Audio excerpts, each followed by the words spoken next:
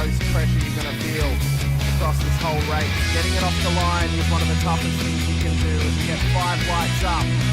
And the Bathurst Enduro is underway for Split 2 with a great start from the front runners and the TMX boys as well inside of the top 10 as they run round turn number 1. You can see Lawrence has got a good start away. They've kept themselves nice, clean and consistent, Sinka.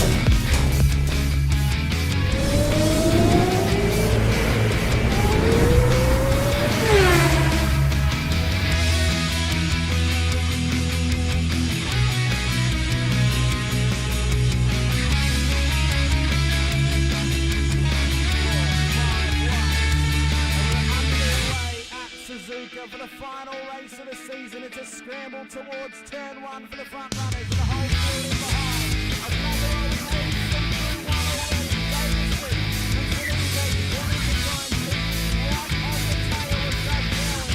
Overall, was climbing up the front already as well. Phase there, Katakazinas.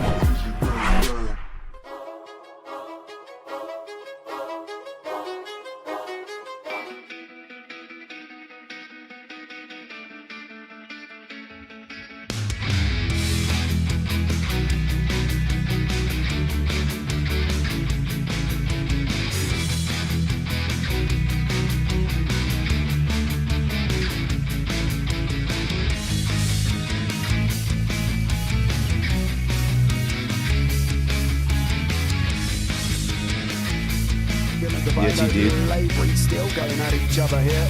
3 minutes down, we've got 17 minutes to go. They're going to go round a lot of times. It's 1 minute 21 lap times here.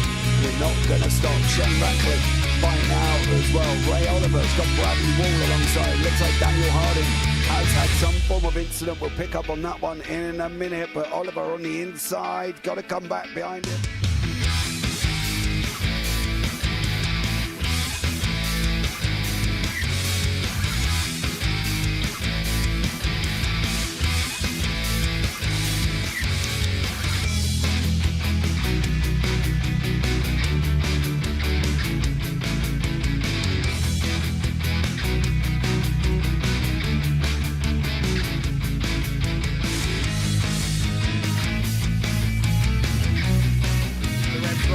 Further back as we're underway. James Scott will lead them up the hill, up towards turn 1. Can they keep it clean? There's already contact with Dolphin and Stonestead on the straight as they run round turn 2. Joseph Warboy being cautious off the exit of turn 1. What a run off the line, but an atrocity has happened to Troy Stonestreet off the start. There's no other way to say it, Sinka. I think it was him off of Will Brown and just absolutely Superman punched him straight into the wall on the left hand.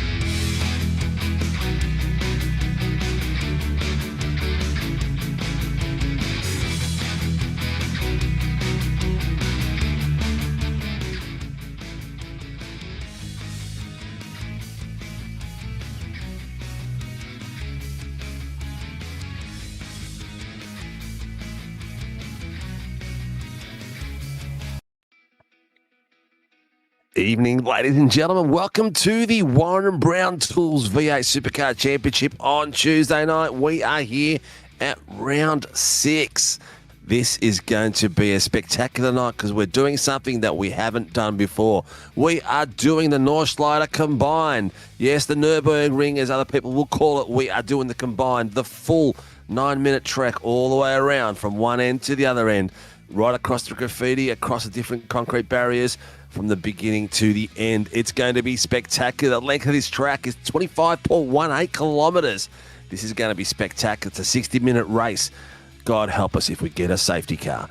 But it's going to be spectacular. The air temperature is 20 degrees, track temp 24 degrees, with a little bit of wind and a slight bit of overcast in this special place. Let's have a quick look to see where we are at with the title fights. And the AMs at the moment are very, very close. Literally 60, 70 points between the top three. Scotty Weston from EWT is leading it out with his teammate Craig Healy from EWT in 47 points behind. Thomas Sonny Cena from the SLM Motorsports team is a further 23 points behind in third place. Diane Feldman from Performance Sim Racing has got herself up there in fourth place. Chris Tomlin from LCR Esports in fifth. Adam Mueller, Pacific Esports Racing in sixth place. And Andrew Cowan, Performance Sim Racing in seventh place. Marty Hughes, Pacific Esports Racing in eighth. Jacob McIntyre, Sim Racing Brotherhood in ninth place, and Dion Hetherington, Pacific Esports Racing in 10th. Shane Newens from Mueller Racing in 11th. Liam Amos, Sim Racing Brotherhood 12th. Stevie Daniels Jr., LCR Sports in 13th, and Brad E. Anderson from Team SRW Motorsports in 14th place. Very, very tight at the top end of the field, but it's going to be spectacular. The Pro-Ams, Mr. Daniel Clutterbuck leads it out for EWT. EWT leading the AMs and the Pro-Ams at the moment. Clutterbuck is down by 57 points, the same as second place in the AMs. What a coincidence. Jacob Trainer from the Sim Racing Brotherhood is in second place. Brett Taylor from EWT, who is away for 2 weeks on holidays, is in third place. So it's going to be short-lived there, but only 4 points behind Jacob Trainer. Fourth place, James Doyle from the Koala Cartel. And then in fifth place, Mitch Noble from the Sim Racing Brotherhood. Peter Pavlovich, Pacific Esports Racing, takes it out in sixth place. Troy Dooley, Performance Sim Racing in seventh. Jaron Wickman from the Syndicate Racing Team in 8th. Peter Sattler, Angry Birds Racing 9th. Ben O'Connell from the Syndicate Racing Team in 10th. Jordan Metler from Sideways Esports in 11th. Sam Cullen, ATEX Revolutionary Racing in 12th. Hayden Cupid, Sideways E Racing 13th. Josh Nowak from Swift Racing in 14th. Brought it home by Callum Hodgkinson from OPR Gamma Flare. Here it is at the top step, ladies and gents. Have a look at the Pelicans. They are flying in some massive numbers up there. In first place, we have Ryan Mueller from the Pacific Esports Racing Team, leading it out from his teammate, Dylan Gray, Pacific Esports Racing, in 34th points. In third place, our own Brandon Levin from Team SRW Motorsports is a further 29 points behind Dylan Gray. Then we've got Jonathan Gallen from Pacific Esports Racing in fourth. Blake Urquhart from Pacific Esports Racing in fifth. James Scott from the Chiefs is in eighth place. Phil Manuel, 266 Sim Racing in seventh. Jax Nova, JR Racing in eighth. Ryan Nielsen, Banter Alliance in ninth. Stevie Banks, Pacific Esports Racing in 10th. Craig Schultz, 9-5 Sim Sports in 11th. And then we've got Luke Speck from Sideways Esports in 12th. And Joel Oostenval, 2-6 Sim Racing in 13th. The grid is stacked. The boys are doing some spectacular things out there. And welcome to the room, Mr. Kobe putting the buttons downstairs, and the legendary Mr. James Watson from the US. Probably the weirdest race we're ever going to see on SRW. This is the most daunting racing circuit in the world and arguably of history. Like, this track, 170 turns. It is unbelievable. The amount of memory alone that you need to have to remember where in God's earth that you're actually supposed to be going, that alone is difficult. Because sometimes it just feels like some of these corners kind of look the same. When you think that you have it down where you're going, you're like, oh look, I missed my turn. And you can see, if you do miss your turn, it's gonna be death. There is no room for error, and pretty much I'd say 150 of these turns. Like, look at how little room you have to deal with right there. You barely have a car width of grass before Armco. So the slightest little issue, and your car is absolutely toast. And the curbs don't help you out at all. These are some of the most highest and violent curbs you will come across. They're basically just kind of laid on the grass. So if you bump them, it's going to shoot the car off course directly into the many, many, many Armco barriers that, again, you see right there before you. So if you could just survive a lap, that almost feels like an accomplishment at this place. But when you do kind of figure it out, it's a lot of fun. It's so much fun to hot lap. Some of these corners are incredible, like the carousel. That corner just defies all logic, the way it's banked and the way it sounds and feels like you're just kind of driving on one of the old board tracks from the very, very early days of motorsports. So, but racing, it's a different story. Again, you don't have a whole lot of passing opportunities because of the narrow nature of this circuit, and it just feels like you're kind of setting yourself up for a disaster if you even dare to set up a pass at any other part of this track that isn't the GP circuit connected to it. So I'm curious to see how many even survive this race because of that. Yeah, look, it's going to be daunting at the best of times, but it's going to be spectacular as well because, look, I myself don't mind it. Plenty of laps on this track in the old Project Cars timeline, but not so much here. As you can, you'll see shortly, the boys are out on track, but we're still miles away from someone getting a solid lap out there. Kobe, the timing tower is available when you're ready downstairs as well. There is no timing towers. No, there will be in about another 10 minutes. It's one of those tracks where there's just so many little nuances out there that are really scary. The car gets really light at sometimes in some spots. Camber's really cool, but you've got to get it right. And if you're racing too wide and you're not on that camber spot, you can get flicked out quite easily by the track itself. So it's pretty spectacular when it comes to that. But also, touching the grass is lethal here as well. Have a look at the way how close the grass is in some of these areas, and all it takes is a little bit of a sliver too wide coming through, and it's all over Red Rover. Some places, yes, definitely can't get two cars, but something like this you could, but the pace is ridiculous. You wouldn't want to because it'd be so bloody scary. Yeah, and that's going to be what makes qualifying so important, because you don't know if you're going to be stuck behind a car that's going a little slower than you are. And you don't want to be around any car, like we've said. You want that clean track just to be able to focus on racing the racetrack. That's the name of the game tonight. If the moment you take your focus away and start paying attention to something else, it will bite you. It will show you why it's called the green hell.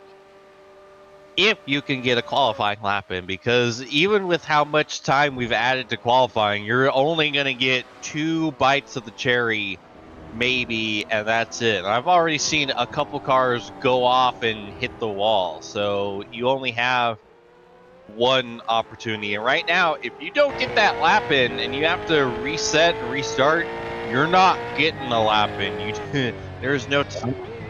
This could be the first. And look at that. First of the few laps. Look at that. Dylan Gray has set one at 8.3.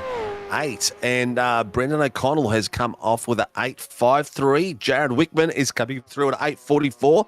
So the boys are starting to hit it now. You can see the bottom of the screen. Some of the boys have still got no times because they're still working their way around. But the time to beat at the moment is pretty quick.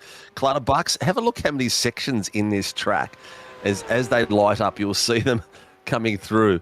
It is 1, 2, 3, 4 sections just for the first part of the section coming through there. Blake Urquhart's coming through. That Brendan Levin's all green as well. They're all going to be all green because it's going to be their first time they go out there and improving. But have a look how bumpy it is as well, the way these cars are bouncing through some of these spots. Yeah, and sensational. It does. Blake Urquhart at the moment coming through. And this one, it's going to be tough. Yeah, and if you want to talk Baker lap, Dylan Gray's provisional pole time right now, it is about 3.5 seconds slower than his best lap in practice, which was the best lap in practice. And honestly, it's hard to say if 3.5 seconds is a lot or a little.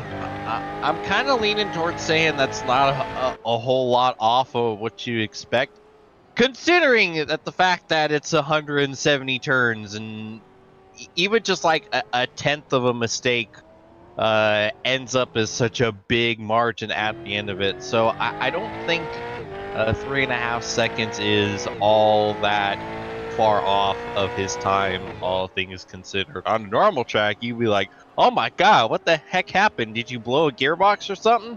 But here it's like, hey, that's really consistent. Yeah. What I was going to say, let's pick a car that's out there, and I'll take the cockpit on the inside so the viewers can get a bit of a groove of what it feels like out there and what it looks like, because it's not a bad it's not a bad little track out there. So there's a bit of fun to be had. Let me just turn off that timer. We don't need that going across the bottom because it's already on the big screen. That car is at the moment. Who are you with? Blake Urquhart. Let's go with Blake Urquhart as well. As hopefully he'll take us through a fair bit of the track, and maybe we can play a bit of trick photography here as well. And I can zoom in. No, I can't do that just yet. But I can do this and open up the window so we can see more of it and get a better perspective down the bottom there.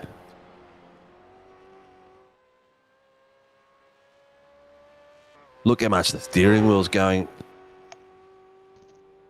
and try to counterbalance the car as you're coming very, very bumpy coming through some of these sections. This section here, the car becomes a little bit light right there. It sort of skips a little bit, and then you under brake straight away and trying to get control about it. If you're a Verstappen, you're just still full throttle through there. You're not even slowing down at that point. I'm having flashbacks of these walls at the moment, mate. I don't know about you, but I think I've pretty much hit every wall there is on this circuit at some time, at some place. But here it comes down the bottom of the hill. How good does this look as well? Internal and external.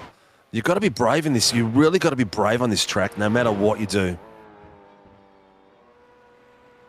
Yeah, and it's difficult to have that bravery because a lot of what helps you be brave and consistent and being able to back up the corners and get that incredible pace is having confidence in how you're handling the car and the track and how the car is handling the track, to put it in simple terms.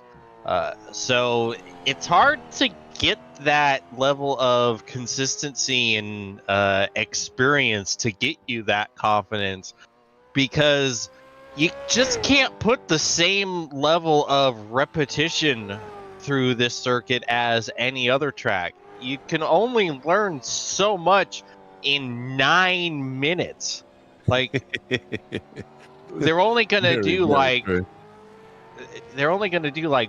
what, 14 laps for this whole race, 120-minute race, mind you. Yeah, that's just not enough reps around to know what you need to do and be able to do it on a regular basis. Yeah, look at Jacob Trainer, mate. Go to Jacob Trainer at the moment. He is cracking. He's set some purples all the way through. He's on a bit of fire there. He's got a lot of sectors where he's doing extremely well at the moment as well. So I think we might see a good lap come out of him. Blake Urquhart's got a few purples too. You see some of these other boys starting to settle in as well. Yeah, Jacob was actually second fastest in practice, and he was only a half a second off of Dylan Gray's best time. So there is a lot of speed in that trainer car, but can he finish the lap? I did see him get the wall on his first lap, so we'll see if he can finish it off and maybe take the pole if possible here. Yeah, here we go. Oh, look at that. A little bit of sideways there from Urquhart. Really, really going for it. And it's like, I almost forgot that, it's going to take these boys eight and a half minutes to get around. But have a look. Geez, you'd have to be brave to do some graffiti while there's cars on the track, eh? Put your life in your own hands. The Group B rally simulator. Yeah. We've got Twitch working at the moment as well, but for some reason the stream's not working properly on it. So Big Bear's on there as well. Somebody seen it. He's out on track who looks after that sort of stuff for us. But we'll I think we might have an issue because we're streaming to too many streams at one go. So I might have to tweak that server for next week or for tomorrow night. But if you're out there, like, subscribe, hit the notification buttons because it's going to be a cracking race. Once these guys get behind each other, there's going to be action galore coming through some of these corners because some of these boys are going to be very, very close to each other. Some will gap out when it comes out to class quality, but most of them will be sticking nice and close. And I believe the boys have been really looking forward to it as well. And something to keep in mind, Dylan Gray went off on his second lap, so that is the best that our provisional pole sitter is going to be able to do here. Yeah, we're not far off. They're going at 4 minutes, so anyone who's halfway around the track will be able to do something. Apart from that, you're going to be toast. The extra time they give to allow everyone to get their laps in after the session ends, I don't want to know how much extra time they're going to add. Literally, we could be sitting there for another 8 minutes because if you just cross the line before the tower clicks over the 15-minute mark, because it's a full-hour race, it will allow them to finish it. But I never know if iRacing could decide to say no, we're not doing that. You've got Jacob Trainer just about crossing the line as well. Looks like he's ahead of Blake Urquhart on the section down the bottom, but let's see how he comes across. There's a few boys that are coming through, so Blake Urquhart, Brandon Levin, and Stevie Banks are all coming on. Here comes Jacob Trainer on the bottom screen, ladies and gentlemen, coming across the line. What's he going to hit? Where's he going to go? Trainer goes to second place with a 138.53, so just under 5/10 of difference. We know that you don't have to do all purples. Urquhart's on there at the moment as well, so he's having a crack. He's coming across the line now, so let's see how he goes through there. The next will be Brandon Levin. He comes across the line as he's coming through. His time is... Oh, did it improve? No, he's coming through this section here. Here we go. I was lost in translation. Yeah, it doesn't look like that.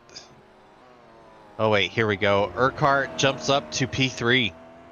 Yeah, P3, 842.349. Here comes Levin. Levin's gone up to 7th. So he got a 847.82. So we've got a few more people coming through. Banksy, how's he gone? Banksy's jumping up at the 6th place, so he's done a cracking bit of work there, Banksy, who is coming across the line now at the moment. Adam Mueller, you've got him coming through down the main pit, as you can see him. Oh, no, he's pulled up as he's come through. He's only gone up one spot. Dion Hetherington's out on track. He's currently sitting in about 20th. So we'll see how he goes. And then you've got Andrew Cowan and Ryan Mueller Ryan Mueller's time is still at the moment. Where is he on the points? He's sitting in 15th place at this point. So it'll be interesting to see how he comes across that line. You got him on the main screen at the moment. Yeah, he's getting down to the downhill section right now. Let me tell you, this part of the track is exhilarating. It's not quite, going down through the dipper. Oh, and he's gone off! Oh, boy. The championship leader is going to have his hands full now. He also invalidated his first lap. So that's gonna essentially... Yeah, it's showing him as starting P15. Nightmare fuel for the point leader and reigning champ. Here he is. Look at this. Who's this in the Mustang? Hodgkinson. Oh, Callum Hodgkinson. Yeah. Doing a cracking bit of work there, Mr. Hodgkinson. He's really going for it at the moment. Who we got left on lap? Dylan Gray is out for another sector. He's trying to improve on his time. So he's got 2 purples. Brandon Levin's gone out for another go. Andy Cowan is finally coming around. We talked about him a few minutes ago, so he's still out on the track coming around, and he has got the track is qualifying is down to the last 26 seconds, but anyone who is on track at the moment can still finish their timed run. So what's going to happen with Ryan Mueller? He's going to have to get himself a spectacular start off the line and work his way through. The good thing about this is you can start at the back of the grid, and you just need to stay steady and stay clean and work your way through the drivers around you. What he needs to do is, oh, gee, golly gee, happy day. Added an extra almost 13 minutes. Yeah. Oh boy, I can't wait to figure out how we're gonna get through that one. Wonderful weather we're having, Steve. Well, it'll once the last driver comes across the line, that's on a timed lap, RC will be able to forward it up across, so it'll go to the normal timeline. But there's still people on there that are trying to compete out there. Dylan Gray has got what's it broken down into? 1, 2, 3, 4, 5, 6 little sectors there where he's doing extremely well, all in purple. So he's out there to really, really get a cracking time out there. Callum Hodgkinson is just doing a banker at the moment. So we've got about a third of the field not set a time at the moment. Yeah, there's 9 drivers that haven't set a time just yet. So it's they've got a bit of a crack to do it still and see how they go, and a few people that are trying to improve their times. And it's fascinating with such a difficult and demanding circuit that there's more pro-ams and AMs in the top 10 than there are pros. Go figure that one. Whoa! Big wiggle for 11 right there. Yeah, I tell you what, this is one track I'd really love to try in the GT3. So it's oh! Whoa! Is he kept it on? No, he's pulled out. Mr. Ryan Mueller says that was a choke. Got a bit too fast for you, mate. Where are we? We've got a few minutes. You know what, Ryan? Can you come up into the booth while we go through these last 10 minutes, if you want to? That is, not going to force you, but if you're available, mate, I'd love to have a bit of a perspective from you to see what your thoughts were out there for this few minutes and how you're going to progress through the back of the pack. Good to get a driver's perspective, eh? I'd say bring Cowie in, but you know what? We'd have to have the whole show to listen to Cowie. The driver's perspective. This is gonna suck. That was the driver's perspective. Nah, they've been really keen about it. A lot of boys have been talking about it all week. So it's I don't think it's going to be too daunting for him. It is what it is. It's an interesting layout and something a little bit different that we don't. Well, here he is now. Let's bring him into the room, mate. Ladies and gents, our season 1 champion, Mr. Ryan Mueller, who said out there, it's his words, he said he choked. How are you, mate? Scared, I won't lie. How is it out there, mate? Is it that daunting? Because you really can't push too hard, can you, in some of these sections to get a banker in? No, it's a cool track. I've only bought it, what was it, maybe 5 days ago, and I've done 2 practice sessions, so it's still pretty new to me, but it's a really good track. I think it's definitely mixed the grid up, which is gonna be cool, and I'm sure it'll be good viewing for all the viewers. Hope so. I hope so, because I don't want them to gap out too much, because that's the only fear you have on this sort of track, is the drivers gapping out a bit too much. But I think the classes will sort of stick together. We'll get a pro pack, a pro am pack, and an am pack sort of all battling together. And then again, you'll get some accidents here and there. I don't know. What are your thoughts of if we get a safety car? I think the chances of that are going to be pretty slim. I think I'll be in 6th gear, riding the clutch half the lap to save fuel. That's a definite. Ooh, didn't even think about fuel strategy at the moment. Tyres are going to be fine. The track's pretty cool out there. Yeah, the track's not too bad. I think you can't push too hard on your outlap. I think Dylan did a good job not pushing too hard on his outlap, and he's been very quick around here. Same with Jacob as well. They were pretty much half a second away from each other in practice, so it's good to see some different faces up the front, and it's good to see a mixed up grid. It'll definitely bring an interesting night.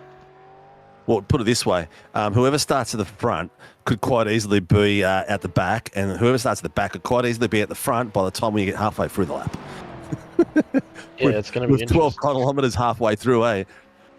I think it's honestly, you could not tell who's going to win when you're about to say green flag. It could be, I don't know, it could be anyone. Yeah, very, very true. It could be. I'll put it this way. Realistically, it could be the last place person on the track as well. You just never know with this sort of track out there, and things are going to happen. My only problem is going to be if we start. Oh, he's gone offline there, Mr. Gallen. He maybe. Oh no, track's still good. He's still going. He's still going for it. We've got 2 more people left to go out there, so we've got still 7 minutes left. So Johnny Gallen, Troy Dooley, and Callum Hodgkinson are still out there going for it. And who knows, they could even end up in the top spot. But first lap, say first 2 or 3 kilometres, I think is going to be the scary bit, yeah? I think it's more like the first couple of sectors aren't too bad. I think they're the most memorable. It's more the what do you say? Maybe the second half of the lap. There's a lot of corners that look the same, and I've definitely done it myself, and I'm sure lots of other people have mistaken a corner for another one and then flown into the fence. So it's going to be, Yep. It's definitely going to be a game of survival. The bounciness of the track, mate. How's that feel out there in the cars? There's 2 corners that you can't actually see when you hit them, so that's pretty much how you can sum it up. Yeah. Well, there you go. Well, mate, there's 6 minutes left out there. Go. We won't take up too much more of your time. Thanks for popping in, ladies and gents, the Series 1 champ, and some feedback on how it's going to be out there. I think the last one out there at the moment is Troy Dooley. Pretty much once he's done, I think we'll be just about ready to race. So good luck, brother, and be very interesting to see how it all pans out. Yeah, should be good. Thanks, guys. Enjoy the show. Cheers, mate. There you go, ladies and gents, the Season 1 champion, the number 1 vehicle on the road at the moment. And he will be starting in, where is he? I think he's in 15th place, 16th place. So he got a few people that bumped him during that session on its own. So this is going to be a lot of fun. Hopefully a little bit of action as well. What do you reckon? Yeah, Take the 5th? honestly, I can't. I've always said you can't predict any of the races in this league. There's just too much happening, and we've seen too much craziness to even really predict. But this is truly going to be the unpredictable.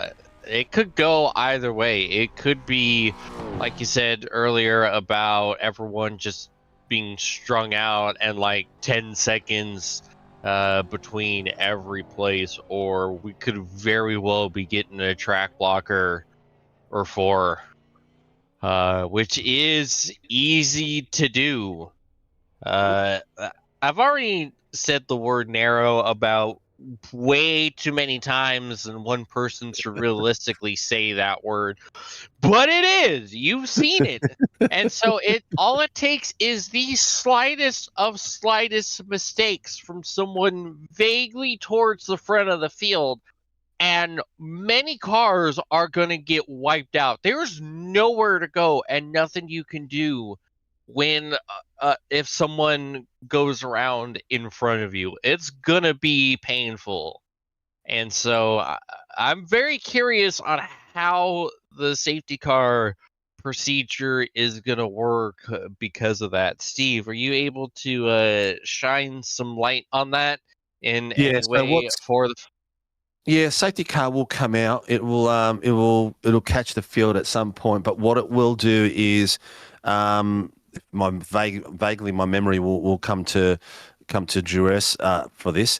But basically, once the field is under control, any wave rounds or anything like that needs to be done, I don't think we'll be doing even doing wave rounds, to be honest. But once they get control of the field and everyone's in line, the safety car will pull away, but it will tow. So we won't have to wait for the safety car to go all the way around. So we could have, theoretically, you could have 2 safety cars in one lap, as long as the safety car can come out in the right spot. No, theoretically, you couldn't do it because the safety car needs to take it from the front of the grid. So you could. It will be shorter. We won't have to wait for the full 9 minutes or whatever it is, because the safety car pace, it'll be more like 18 minutes. So they'll pull it away as soon as the grid's settled and done. The safety car will pull away and then exit to the pits. So that way, it will save us a lot of time. Yeah, that is a good idea, and hopefully we won't need it. But I've definitely seen enough from this track to know that's probably not going to happen. Yeah. So, Barb's is in here. Barb's going to shit up you like I bet you Barb's was thinking, Sinka's stumbling over his words here, and he just wanted to make sure that I got the correct information. Barb's, how are you, mate? I didn't actually hear what you said. I heard you talking about safety cars. Well, yeah, I've just gave the basically I said to the guys, once the grid is set, the safety car will tow, get out of the way, and then it will tow. So that means theoretically we won't have to do a full lap under safety car. As soon as the car is set and the grid is set, we'll go. Are we going to do actual waiver rounds, Barbs? Are we still going to do that? Or are we going to just get the grid settled, get the car settled, remove the vehicles that are off, make sure they're towing and getting their time deficiencies? I think there will be waiver rounds, but yeah, it'll be basically let the car go past, get a reasonable distance ahead, and then restart. It won't be waiting for a lap or something. One thing I was going to tell you guys is because there's such a time period at the end of this session, the guys are not going to set the grid timer to 3 minutes, so you'll have your normal 2-minute run through the grid. Yep. Just in the interest of getting things moving, because they can't actually advance the session because it is already under checkered flag. So correct. Yeah. Yep. Yeah. Okay. All right, excellent. All right, we'll go through the grid now. Barbs, thank you very much. Good luck downstairs. It'll probably be a quiet one for you tonight, I think. Oh, yeah. Probably. All right, dial a Domino's or something and relax and kick back and enjoy the show. We'll do. We'll charge it to the SRW account. Yeah, that's it. That's what we're going to do. Look, if you're out there, Domino's or Uber Eats, and you want to sponsor our shows, please do, because we could give away some feeds and stuff like that to people. So, yeah, please reach out. As God knows I have tried to get to them. But anyway, here's the grid. This is how it's looking at the moment. We've got the front row. We've got Dylan Gray and Jacob Trainer. So a Pro-Am and a Pro on the front of the grid, getting ready to rock. We've got Troy Dooley and Blake Urquhart in the second row, Jared Wickman and Stevie Banks in the third row, Scotty Weston and Brandon Levin in the fourth row, Andrew Cowan and Marty Hughes in the fifth row. So it's going to look very, very interesting coming through here. A couple of mixed up positions as well. Drivers out of class, which is going to be good for the start of the race. Let's get it off to the sixth row and have a look who's next. Here we go. 6 rows. Johnny Gallen and Ben O'Connell. So they're going to be great competitors through there. Adam Mueller and Daniel Clutterbuck. Then we've got Dion Hetherington and Peter Pav in the 8th row. And our series champion, the number 1 vehicle in the 9th row beside Di Feldman. So where did he disappear to? There it is there. And then we've got Thomas Sonny Cena in 19th. And we've got the race stewards getting faster laps than some of the other drivers. So it's set up as sort of mixed us up a little bit. Josh Nowak and Mitchie Noble in the 11th row. Di Feldman and Chris Tomlin in the 12th. And in the 13th row, we've got Callum Hodgkinson on his little lonesome at the moment. A couple of cars have not completed the session at this point, but we are not too far from starting at the moment, lads. We are down to the last few minutes. This is going to be spectacular. I really don't know how it's going to go, Mr. Watson, but we'll play it by ear and see how these guys pan out. I will take the camera for the second car to Ryan Mueller, our current Season 1 champion. So we'll see how that pans out and see how he fights through this pack as we come through. It's going to be tricky. It's not going to be an easy run through, that's for sure. Yeah, this is uncharted territory for us here. The exploring the wilderness here. Most definitely. It's definitely going to be some wilderness out there. Hopefully there won't get any kangaroos crossing the track, but you never know. Could be some brown bears that come across the track, knowing where this track is. But we're not too far off, ladies and gents. The boys are all in their cars. The grid is pretty much set. And we've got Dylan Gray and Jacob Trainer coming through there. It's going to be interesting to see how these boys go off the start. Are they going to go rampant, or are they going to allow space for each other? Because this main part of the track at the very top, it gets very, very tricky.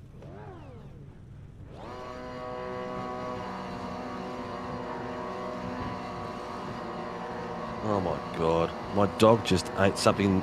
Ladies and gentlemen, we are off for the Warren and Brown Tools V8 Supercar Championship round 6 at the Nürburgring. Come through. Dylan Gray has come through nicely, and Troy Dooley behind him. Blake Urquhart, Jacob Trainer. We've got a couple wide coming through here, 2 by 2. This is a 2 wide coming through. Had it on no man's land. But there is the boys coming through. Dylan Gray. Can't let him get away too early, ladies and gents, because if he gets a woman, Banks, Levin, Weston, Gallen, Hughes, rounds out your top 10. Everyone is already filtered into a straight row, man. There's no 2 wides anywhere in the pack at the moment. Everyone is getting ready for the long haul. A different mindset tonight, a very different mindset. I think it's going to be a mindset of surviving in attrition, making sure that you live to fight another day. I don't think we'll see anyone diving in under each other and taking any unnecessary risks that they don't need to. Yeah, I think any incident is just going to be from an innocent mistake of just trying to survive the course rather than a room temperature passing move. But a horrible start for Jacob Trainer. You see, he's down to 4th, losing 2 spots off of the initial jump. Yeah, 100%. Biggest mover is Ryan Mueller, up 5 places. You can see him on the bottom screen working his way through and getting into the tricky part of this track. This is the part of the track where things can go south very easy, especially if someone has not had a lot of seat time. These corners can be quite tricky, especially as they're getting settled down. Have a look at the cambers. It's sort of like when you're off camber, it can quite easily flick you off the track. A lot of curb riding as well. Taking pace into some of these corners and getting in the wrong side of it is going to be tricky for these boys. Everyone's still single file at the moment and looking very, very good. Di Feldman off. Close. Yeah, Di Feldman has definitely gone off track, but she doesn't look like she's damaged or anything. She's got a little bit of damage, but she was able to get it under control and get it back on the track pretty quickly. Too wide coming through the bottom of the hill. You can see him just there. Two Pelicans going for it side by side, ladies and gents, giving a bit of action on the bottom screen at this point. But under brakes in the tight right hand. You know what? I'm not even going to try to remember any of these corners because there's just too many of them. That's for sure. And they're all in German, so it's differing ways to sound like you're a cat having a hairball trying to pronounce some of these words. Here we are to that corner. Yeah, love it. There's a few people wishing each other luck out there. There's a lot of drivers wishing good luck. Actually, Scotty Weston, Dallas, where are the girls at? Don't know, they're not here. O'Connell, Brent Jacobs, Rayner Sport, and Mr. Wickman, all wishing each other good luck out there. But the drivers are doing a cracking job already. I might take, you've got the lead cars. Oh, look at this. Sonny Cena's having a bit of a sniff there on the inside on Jake Nowak. Yeah, Nowak actually just made the pass on Cena. That was a very nice move. Hopefully that's nice not bit of work there. Yeah, hopefully that's not the only on-track overtake we see tonight. Don't say that, mate. It's a possibility. That's the problem. You're only scared because it's plausible. Also, someone O'Connell's crashed. up in the wall. I'll have a look at that. O'Connell is. Oh, and then we got another Pelican car right there on the main screen, almost going off. Too wide. He looks like he's had a bit of a kiss of something, and that car is not looking too healthy. That's Marty Hughes coming through there. O'Connell did kiss the wall as well, but he's on the bottom screen. He's still going. There's no damage that's significant, but he has got a bit of pressure there at the moment from Andy Cowan. Andy Cowan's behind him. Ryan Mueller is having a go at Scotty Weston as well, mate. If you can take it that, you've got it on that, you little legend. Have a look at these. So they were starting to buy too wide down the bottom. We've got Cowan going on the outside of Ben O'Connell, and he's tucked in behind him. Thought better about it as they come to the bottom of the hill. This straight here is a bit tricky. A lot of bumps in it, and the car will lose some weight as it comes through and dips down into the dip. As here goes Weston and Mueller. Mueller does another one. So another one comes through. He's just chopping away at them. He's up 9 places, ladies and gents, at the moment. Callum Hodgkinson in 18 places, up 6 places. So we're seeing a lot of passing early on and a lot of battles too. And just as you said that, Hodgkinson, in fact, he's put the left side tires off on a few parts of the grass and kept it going somehow. Yeah. But that was very terrifying to watch. I'd say Hodgkinson driving for a bit of puff of smoke coming through there somewhere. Hodgkinson, being that he drives for the OPR team, Gamma Flare Racing, these boys do a lot of endurance work, so I think he'd be familiar with this track and be out there a bit. Few people locking up brakes into that. I'm not sure what this corner is called. There's a special name for it where the concrete's on the inside line. That concrete is dangerous. Callum Hodgkinson is having a go now at the moment. Josh Nowak, Mitchie Noble is on the inside of him coming down this bottom straight. Beautiful 2 wide outside now. Wow. For beautiful drive there by Hodgkinson. He is having a great spin in this car, and we know this car is a powerful car. Not this incarnation of it, but we've seen on Sunday night Adam Hughes tearing it apart in the Mustang GT3 in the Warren Brown GT3 Challenge on Sunday nights. The penultimate round was on Sunday night, and it was an absolute cracker. They are at Spa in 2 weeks' time, which is going to be a super special run and endurance to finish off the season for the GT3s. Urquhart's doing well, man, doing really well. Yeah, he's keeping Dooley in sight. Just trying to get a little closer to see if we can get that move done. But Gray is doing pretty as well. Yeah, Jacob trying to recover from the start. Meanwhile, Gray is starting to set sail a little bit. I tell you what, man, I got goosebumps. Some of these corners and how close these boys are at the moment is super, super fast. These would be some of the fastest speeds some of these cars would be hitting and trying to do passes, because it's like you can't really back it off. Yeah, these cars not necessarily built for these speeds. You aren't a whole lot of tracks on the V8 schedule that are at anywhere near as fast as this place is. Parts of Bathurst, maybe, but absolutely nothing like this. So to keep with the theme of uncharted territory, as here we go, here's the draft battle right now. Look at that look at trainer this. is shoving Urquhart through.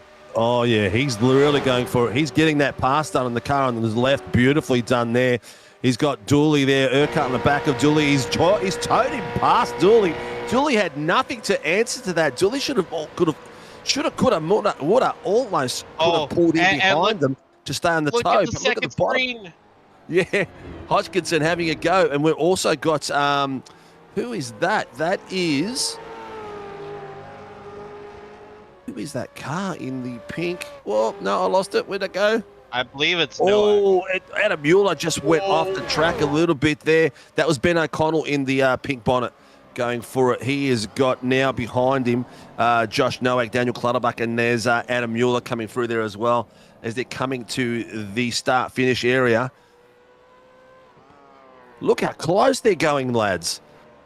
Some great racing going on at the moment. Thomas Sonny Cena on the back of Adam Mueller coming down the main straight. He's got Callum Hodgkinson behind him as well, trying to get a draft through. Oh, under brakes. He's locked it up, Sonny Cena. He's locked it up, but he's made... Oh, I thought he's gone the wrong way then, but the track does go left. If I got it wrong, can you imagine if they got it wrong out on track? Oh, my goodness. Yeah.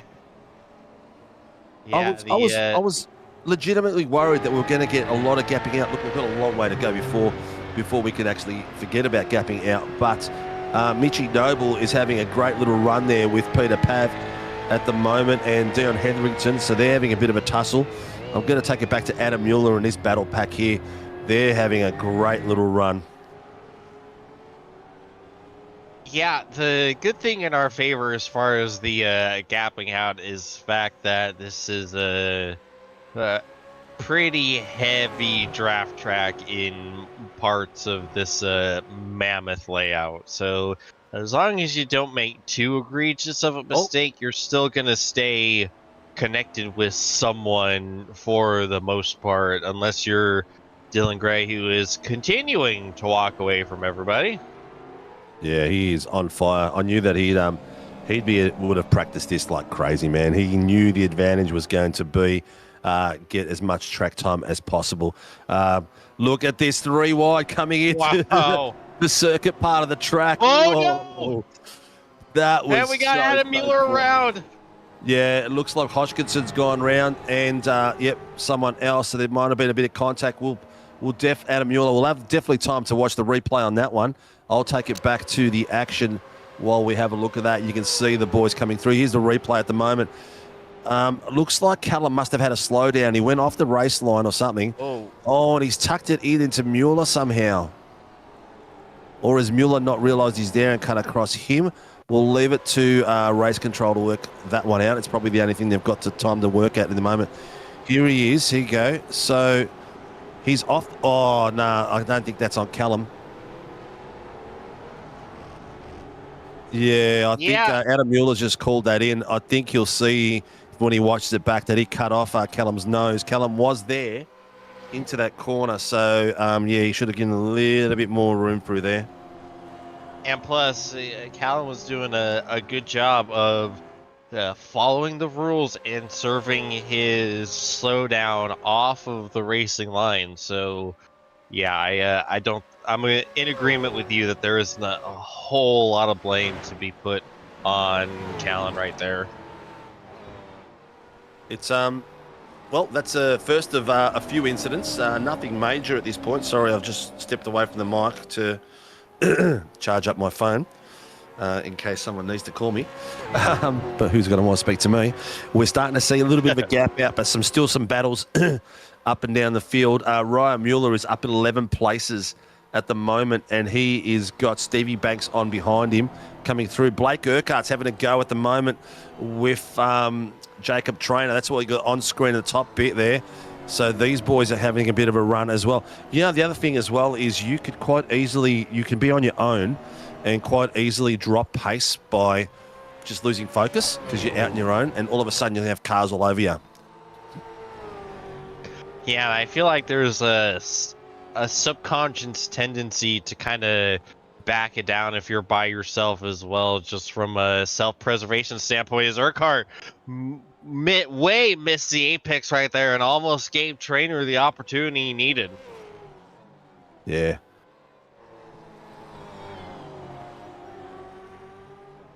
See, a little wide once again. Look at the way some of the undulation in some of this track is just, you can actually, like, put it this way, it's really hard to show in undulation on a track, right? When you can see it this easy, you must understand how massive it must be. You know what I mean? The difference in heights from sections of the track is ridiculous. Yeah, it just feels like if you have any sort of fear on heights, you need to stay away from this place as much as possible. Oh man, Jacob is practically bump drafting him through these corners. This is the highest speed section on the track. A whole lot of flat out kinks right here.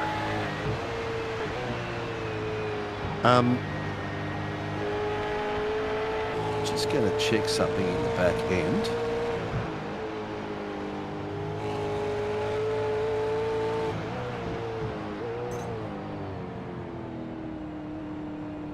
Tonight's supposed to be an enduro, yeah? Yes. So why is the clock saying?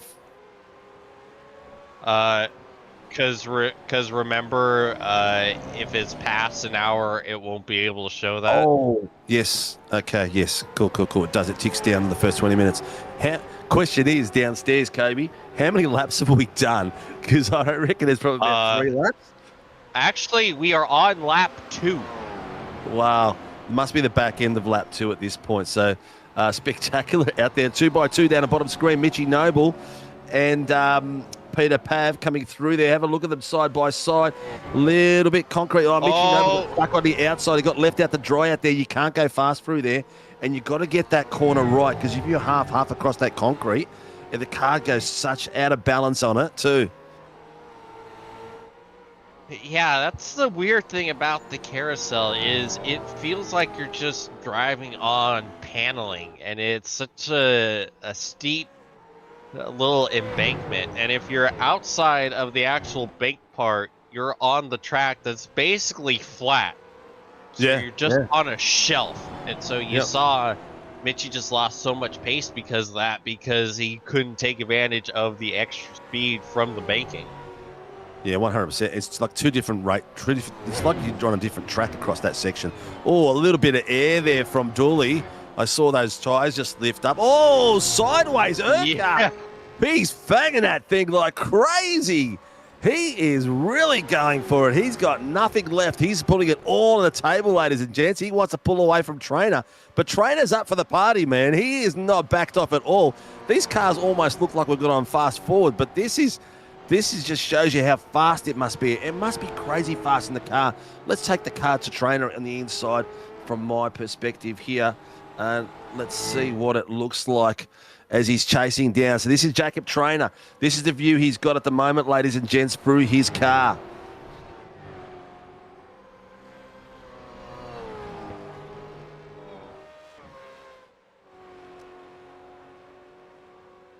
And all you can see is a whole lot of elevation change and a whole lot of rear wing just taking up 90% of your windscreen. 100%. It is, and it's, yeah. Look how close he is there. Oh, my goodness. Side by side coming through. Is he going to be able to hold this off? Is he going to be able to make it? Urquhart's still in there. Urquhart's still got overlap coming through there.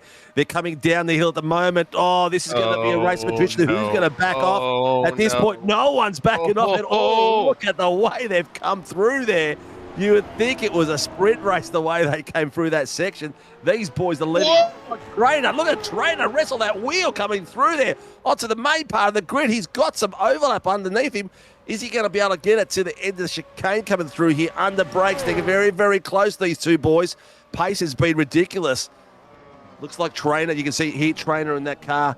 I could hear it. He's just slowed it down a little bit there, and it's a hard left. He's lived to fight another day. That was spectacular, wasn't it? Yeah, like you said it yourself. It's not easy to go side by side through that section.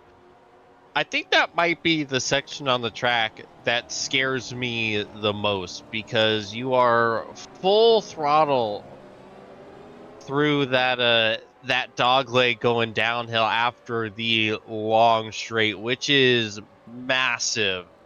So it's the ultimate gut check moment. Is you see Callan Hodgkinson was ruled responsible for that. He might have been still serving his slowdown. That's the only thing I can think of. He must have been still serving his slowdown. Yeah.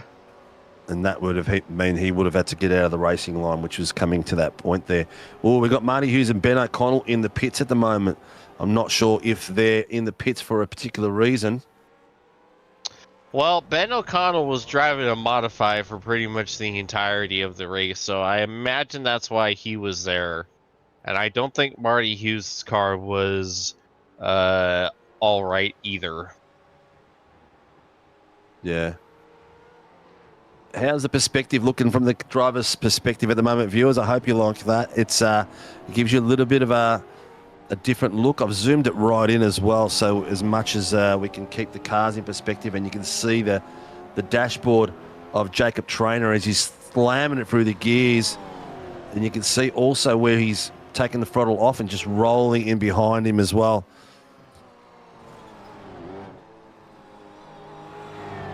They've driven away from Troy Dooley while doing all this. Yeah, big time. They were like rapid pace there. Jacob Traynor set the fastest lap with a 8:43.92. Is that? I don't think that's right. Maybe Dylan's time must be unofficial, must have been off track on there. At the moment, the official fastest lap looks like it's 8:43. Is that what it says at your end, mate?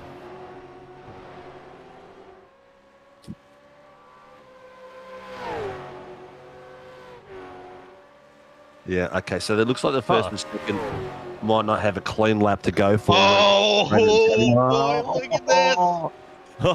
Close the door, baby.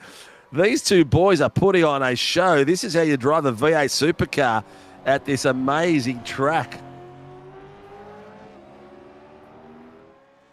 I'll tell you what, another 10, not 10 minutes, because he's not too far off their pace, but Ryan Mueller's 8:41. To these guys, 8:45. It's 3 seconds, but it's a lot of time to make up. Oh, Jesus, they're really throwing the V8 style over the curbs. Look at them go. Oh, that was Urquhart taking the center line there to close the gap, so Jacob couldn't get a nose in through there. Jacob opening up the apex as much as possible. You see, he gained himself a millimeter of breathing room before her trainer is already bringing it back to the rear end. Yep. It's like Sonny Cena. Has he gone off a little bit? No. I think Scotty Weston. Yeah. Well, he's just passed Scotty Weston.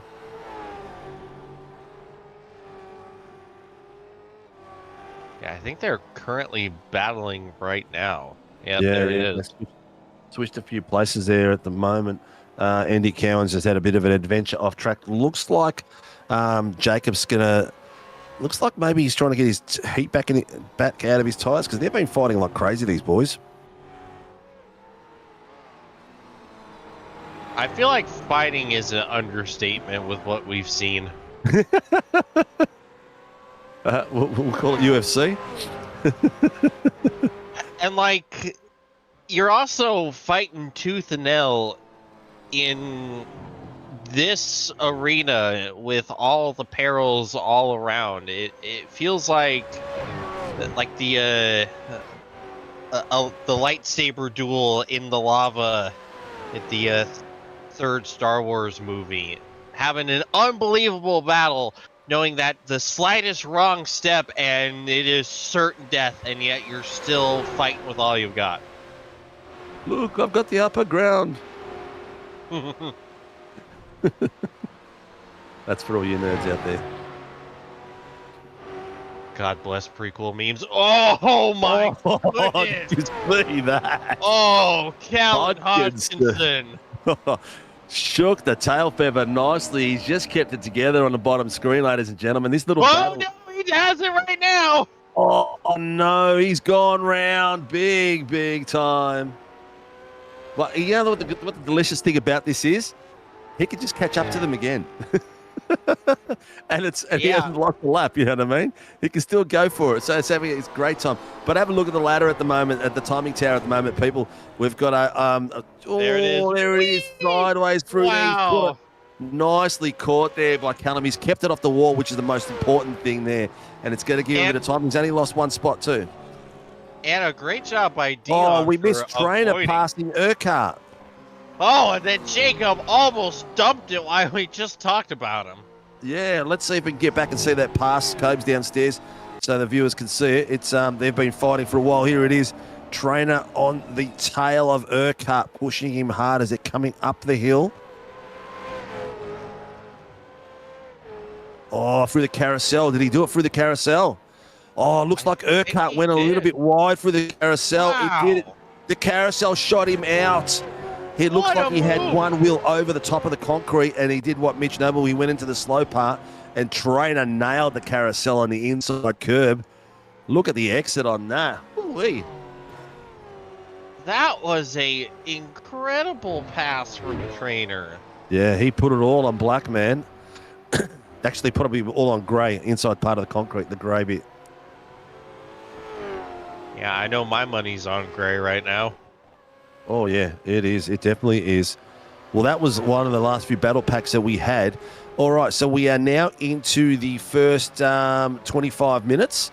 Probably, I'd say, the first of the few pit stops will be coming up soon.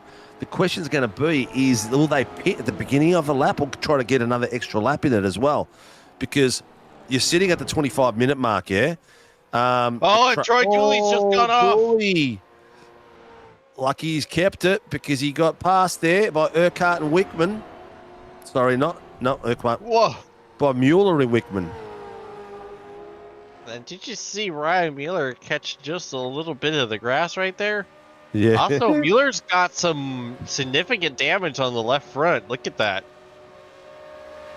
You can see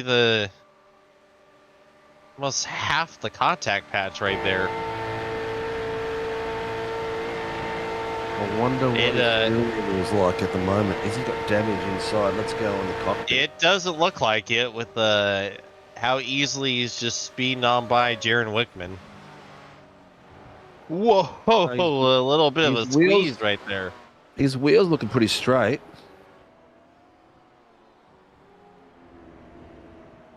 So we're on board down the bottom of Ryan Mueller at the moment, ladies and gents. He's coming down the straight now. We'll be able to see now. Nah, wheel looks good. Looks pretty straight. Now that puts him just 5 seconds behind his teammate for the last step on the podium. Yeah, 100%. But have a look at the time difference between the top and the last car at the moment, which is Ben O'Connell. A minute 26. Oh, first of the pitters, Brandon Levin's in. Brandon Levin's in, so he's pitted in 11th and 10th place. Let's see where he comes out. It'll spit him out at one point. So he's chosen to go that little bit earlier. Oh, we both got him. I'll go to the top. Oh, there's contact with Urquhart and Trainer. Like Urquhart is past him. Oh, Callum Hodgkinson's gone in as well. So Callum Hodgkinson was in 17th place. And he's going to come out. Marty Hughes has passed Ben O'Connell as well. This battle's been a battle of the night so far. Yeah, I'm not sure what happened between the two of them. When my feed cut to them, all I saw was Urquhart almost completely broadside on the track. Yeah. Here we Bradley go. went in. He only lost a couple of spots. Not a lot of spots lost at all. Interesting. Yeah. Like, what did I say? He came in. He came in at. He was in behind Gallen. He came in 11th. He's come out in 16th. So he's only lost 5 places. Here we go. Here's the replay. See Blake getting the spot. Yep. And it's like the replay cut off just before we saw what actually happened.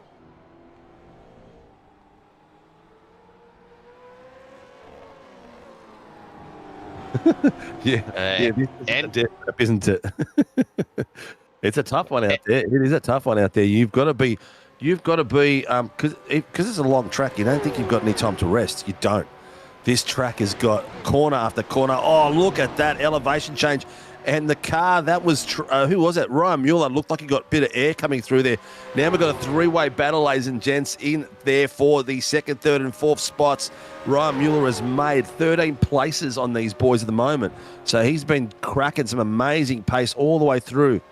He's been doing about a second a lap faster than Jacob's fastest lap is his fast one. So, again, taking liberties of track limits, your time doesn't become official, but it's still counted as a fast lap, but not official fast lap.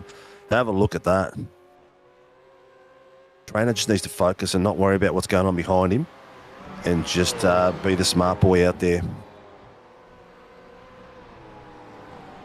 Meanwhile, if you're Ryan Mueller, just sit back and enjoy the show for a minute here.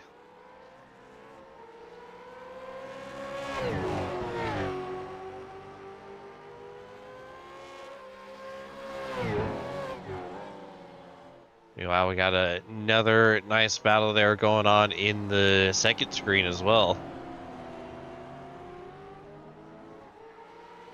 Yeah. Seeing Nowak trying to run away from Scotty Weston. Yeah, definitely doing hard, but Scotty Weston has also got Johnny Gallen behind him too. Actually, Mitchy Noble, I'm going to switch to Mitchy Noble. He has got a bit of a fight there at the moment on the back of Thomas Sonny Cena. And they're always good for a battle. Because Thomas Sonny Cena sometimes does things that Mitch Noble does.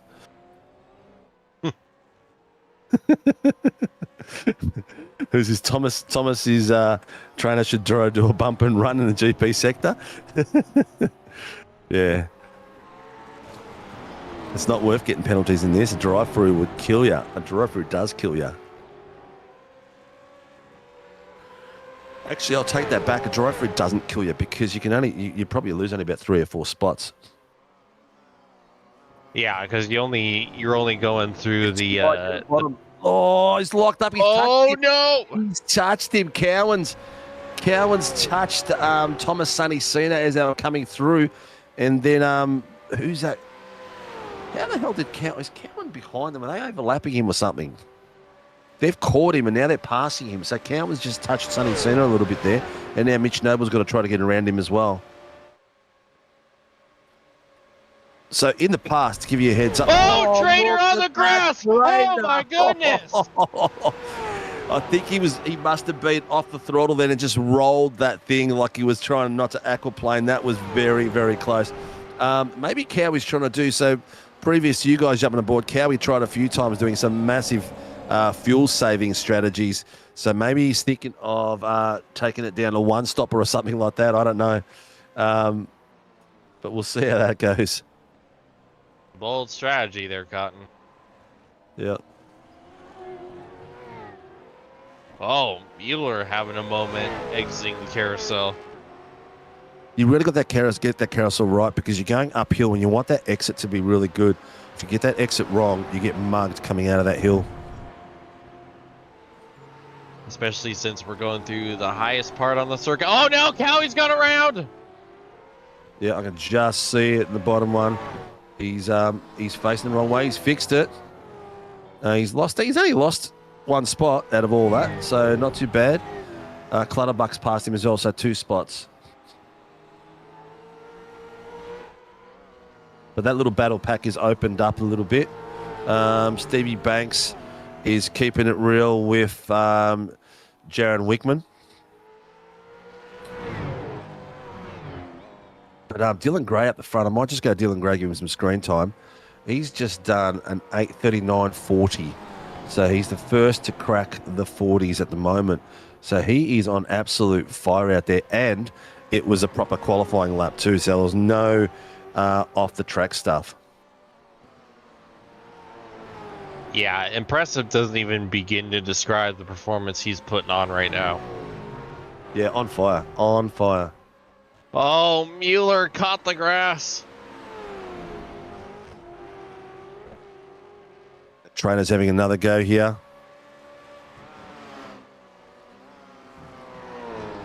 Yep. Oh, they tell you what, they're getting very close to each other, but this part of the track's not too bad. It's quite a stable part. It's coming up to the tricky parts now. Look at the rear end of Urquhart's car just shimmying a little bit here and there. There's a really hard braking zone coming up soon.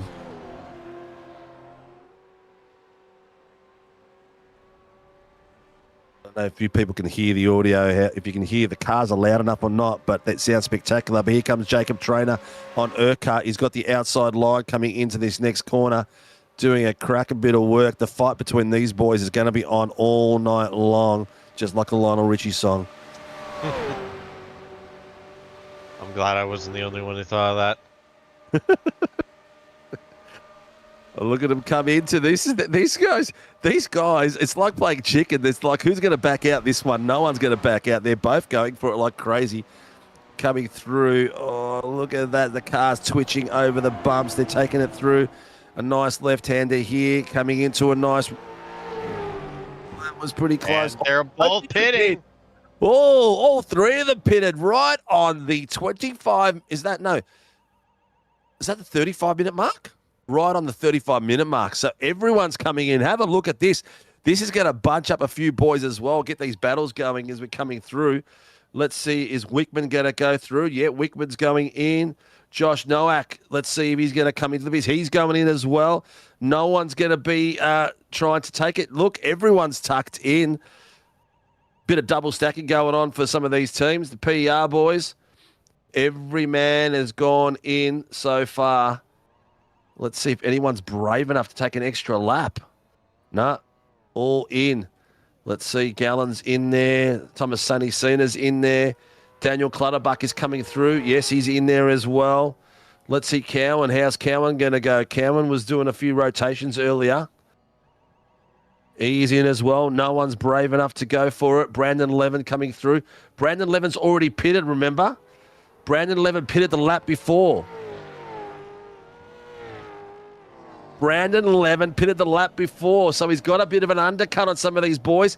Where's he going to come out? He's coming out of the pits, coming down the straight now. Where are these boys? They've just come out in front of him, so a few boys have come out in front of him.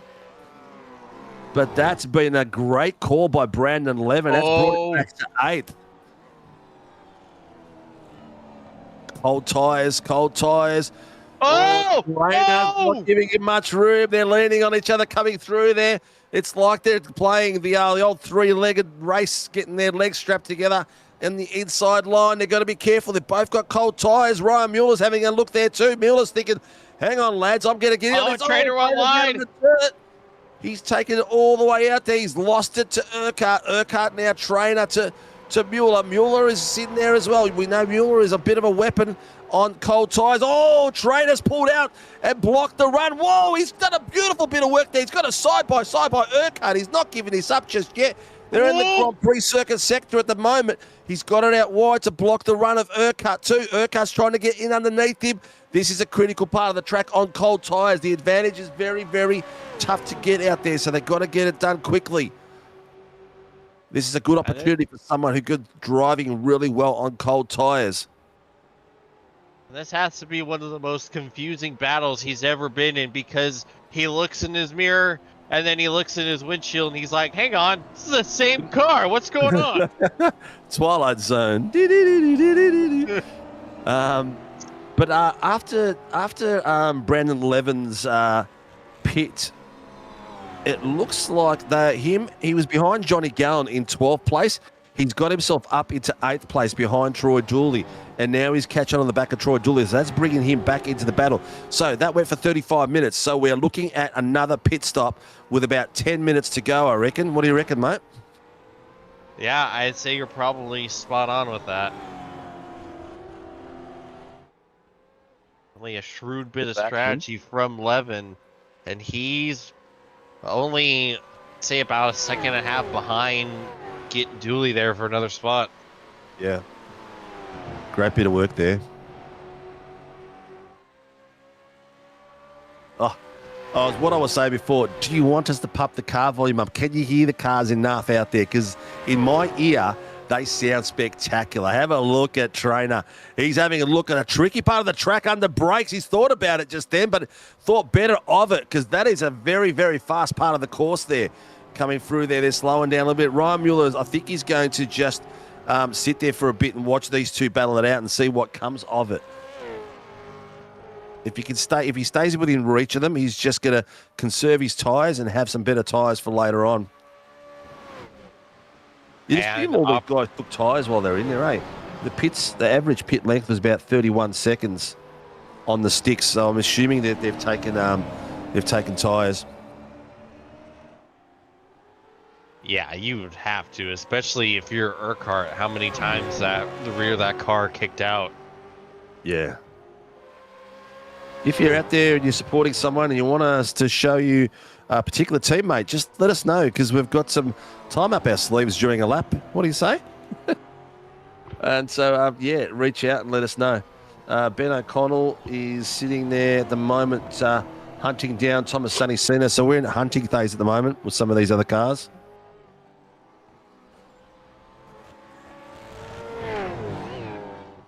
Ty Feldman chasing down Peter Pav on the bottom screen.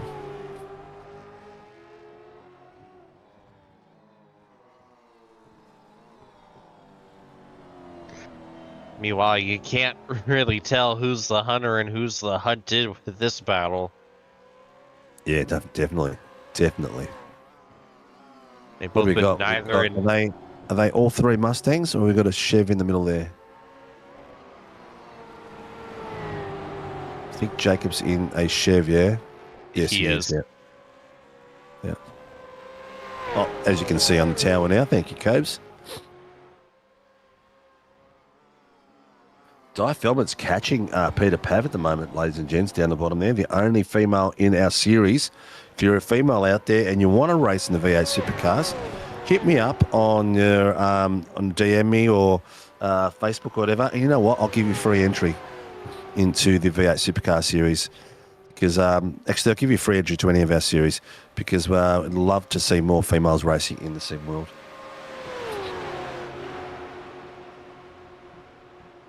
And don't forget we run AMs, OAMs, and pros. So it's a great way to develop your skills. Urquhart's dipped his wheel into the grass then. Gave Trainer a bit of extra gumption to go for it. Have a look at this. That arrow's facing the wrong way on the street sign saying go the other way. This is a tight little area here. It's a great little part of the track. Coming up the hill. Oh, it's brought... Here's the carousel. Urquhart, what airmailed? He's not comfortable in the carousel at all. He's done that twice now. And Trainer has shown how much he loves it because he's just zipped right through. So the Trainer's got himself in the 17th place. 19 seconds up the road is Dylan Gray, ladies and gentlemen. Dylan Gray is out there probably having a cup of ramen while he's going through this track at the moment because he's in cruise control. I don't know if it'd be ramen. I think since we're in Germany, it'd probably be a whole plate full of schnitzel. Schnitzel and bratwurst. Yeah, absolutely. Yeah, definitely. Give me a bratwurst sausage. Oh, and as they would say in Bluey's thing, what's that thing called, babe? Puffities. Those beautiful little pancakes. They're like like a puff of pancake with cream in the middle of it.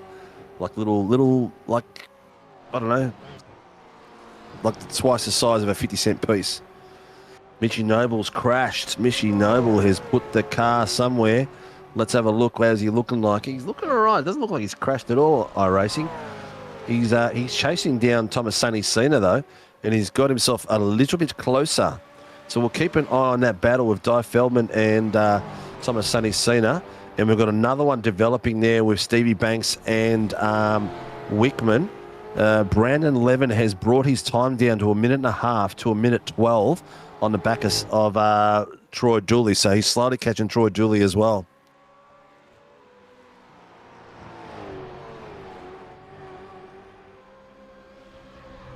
Callum Hodgkinson's catching up as well. No, he's 12 seconds behind. Well, this one's fizzed out a little bit. Trainer's got some pace now. He's got the open air in front of him. Who's that? Gallon. It looks like he's driving a modified, yeah? Yeah. Oh, yeah, no. Oh. Yeah, the car was already damaged before that. I think he's just trying to get back to pits. Because a pit, hitting the tow button here would cost you a hell of a lot of time. And right now, if he went into the pits and a safety car, if he crashed right now and we needed a safety car, he could jeopardise Dylan Gray's lead of 18 seconds. It could go back to nothing. That would be interesting, wouldn't it? Especially with Mueller, Trainer, and Urquhart sitting there in the top 4. Yeah. Meanwhile, the battle continues this time with the other dark blue and white Pelican. Yeah. I thought you were going to say the Dark Lord, the Sith Lord. Oh, he's having a... Oh, very, very... Oh, I reckon Ryan was thinking the road's going right there at that one point there. It looked like he was trying to get right, and then he realised, no, the road goes left. But great bit of work by Trainer. Positioned the car really, really well then to get that position back. Bottom screen, have a look at Thomas Sonny Cena. He is going for it a big time on the back of Mitchy Noble. Oh, Noble's taking it out wide onto the grass. Position and done a cracker bit of work there. Look at this Trainer. Is he going to be able to hold it? He's gone out really wide. He took a lot of pace into that corner.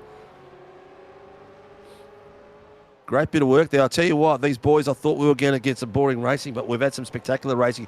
Ben O'Connell is back in the pits as well with 35 minutes to go. Not a bad idea getting in the pits early now, and he'll have the rest of the run going through. So not a bad idea coming in and trying to undercut, mate. Absolutely. We saw how well it worked with Levin. Yeah. Especially if you can get yourself some clear track and get away Probably, from the fights. Yeah, probably a little bit early, 35, because you're going to be a little bit on the edge, aren't you? I would have gone maybe in the 30-minute mark, maybe the next lap. But we'll see how that pans out for him. He's out in 16th place now, and let's see how it pans out for him a bit later. Mitchy Noble has been well and truly smothered there by Thomas Sonny Cena. A little bit of battle here. Noack has got Brandon Levin chasing him down at the moment. So I think Troy Dooley had him before and passed him not too long ago. But let's see how Levin does that. But this top screen, these top 3 are really putting through the ropes, aren't they? Yeah, phenomenal racing from all 3 of them. Trainer doing a great job, at least still staying connected with Mueller even after the mistake, just trying not to let him fully run away. Yeah, correct. Oh, that was definitely air then, wasn't it? There's several. Yeah, that was several definitely air there. It looked like the car really rose off the bitumen there. Gonna have to remember where that is because that'll be a great little promo shot. Yeah, there's another part in the downhill section towards the final sectors of the track where they are just straight up flying through the air. Like you see the front end popping a wheelie, and it's just absolutely mind-blowing. And it's even more mind-blowing when you stop and consider the fact that this course was the host of the F1 German GP for decades. Imagine driving this death trap in those death traps. I mean, this I'll is tell you the what. place that almost took out Niki Lauda. I would love to see Max Verstappen on this track in an F1 car that he liked, that he was comfortable in. Maybe not this series, maybe last season's car, and see what sort of times he would pull out. Because I reckon he would do this with one arm, because he loves his track. He knows it like the back of his hand. We've seen what he did in the GTs out here a few weeks ago. You see what he did in the GT Mustang when they released it on this track, and they broke the lap record. So for those of you who are not big motorsport fans, when we talk about the fastest car in the world, this is the track they take them to. Oh, a little bit of sideways there by Mueller coming through there. This is the track they take them to because it's got everything. It's got undulation. It's got high braking, hard braking, fast cornering. It's got everything you would put your car through to test it. And if we would go back to the late, great Sabina, who took a Ford Transit van around this and flew like crazy. She was an amazing human being who loved this track, and she would drive it in anything. I can't remember her surname, but Sabina passed away a few years ago from cancer. She was on Top Gear and all that sort of shows as well.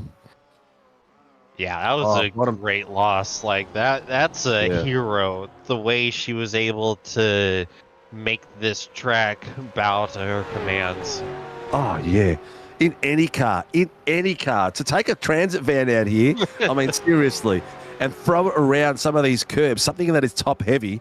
Obviously, they probably did what they could, the suspension, and who knows, they probably even sandbagged it to keep the center of gravity down too. But she was an absolute genius. Johnny Gallon's crashed again. And Stevie Banks had a bit of an episode there, and Troy Dooley passed him. Brandon Levin and his battle with Josh has sort of opened up as well. They're not as close as they were to each other. Where is Mr. Gallon right now? I'll see if I can find him. So I think that might be an old report there. He's back on track and loving life again. Here's a carousel. Let's see how Urquhart takes it this time. A little bit better. Whoa, a huge moment for Mueller right there. A massive tank slapper. But do you see the confidence of Trainer coming out of there? Trainer loves that corner. He gets some mega pace out of it. I think Trainer's going to pin that spot on his map. And, Gallon's gone off track. The poor bugger down the bottom missed his... Ladies and gents, Ryan Mueller fishtails it through. Barely holds it on, with Trainer putting the pressure on big time. As I was going to say, Trainer is going to pinhole that part of the map. When he comes to that next time, he's going to want to be right up the bumper bar of Ryan Mueller so he can take the next spot, because the way he's exiting out of that corner at the moment, he is on fire. Yeah, neither of them have any sort of rear grip on the exit of the carousel. Neither of them, of course, being the Pelicans. They are just struggling so much. Mitchie Noble is slowly starting to catch up to Thomas Sonny Cena after his early mishap. And the battles here on this little group, look at these three guys down the back of the track. That's Di Feldman, Dan Hetherington, and Ben O'Connell going for it at the moment. 1, 2, and 3. Just like these boys. Oh, as Ryan Mueller is taking liberties of the track. Look at that. Oh, I wonder how many penalty points, the iRacing penalty off tracks he's got left. Oh, no, he's off into the wall. Oh! Dirty tyres. He got dirty tyres through there. That's what's cost him. He's hit that wall hard. He's lucky he's coming up to the... Oh, no, they're at the carousel again. So he's going to have to go in the pits there, maybe call an early call, because this is a good time to pit. If you've got damage, come in and try to get the undercut, because at the moment, all we've had as a second pitter is Ben O'Connell.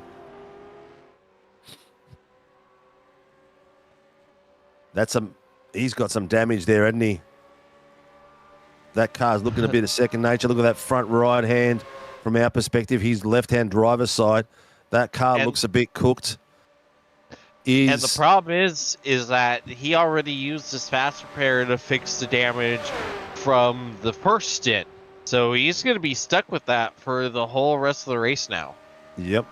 The worst thing he can do as well is forget and not turn it off when he gets into the booth for his pit stop. Have a look at the bottom screen at the moment. Di Feldman's putting the pressure on Dion Hetherington. She is going for a great guns. And then in front of that, we've got Peter Pav and Ben O'Connell going for it as well. So great little battle pack there, ladies and gents, on the lower screen. And Jacob Trainer is off and running. He is starting to pull away from these boys.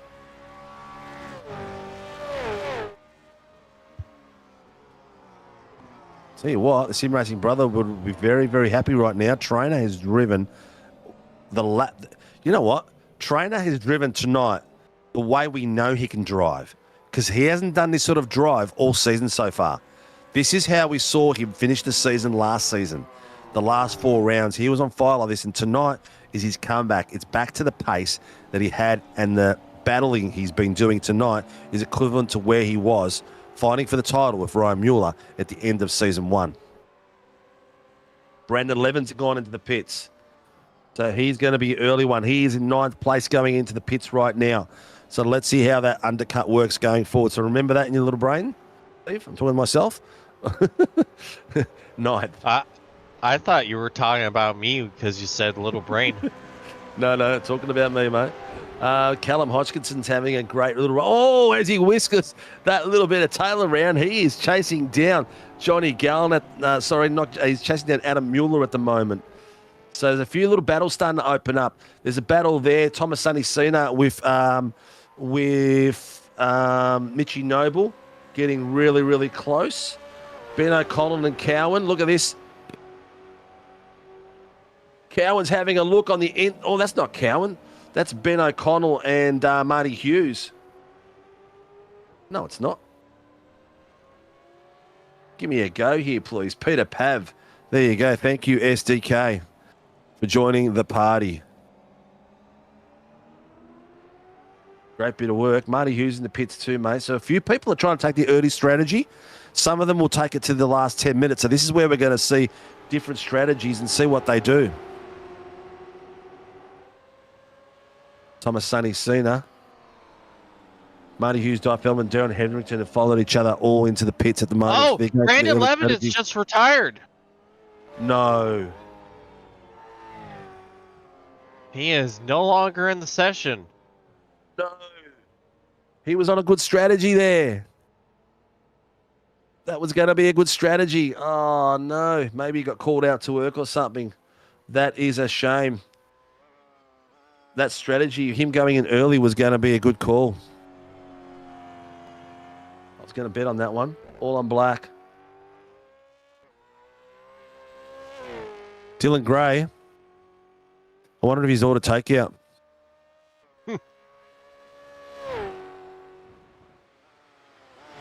He's cruising now with a slice of pizza in one hand and the wheel in the other. Yep. The dude is a second and a half faster than anyone out there. Sorry, not a second and a half. What is he? Yeah, he's about just under a second and a half faster than anyone out there at the moment. So he's flying.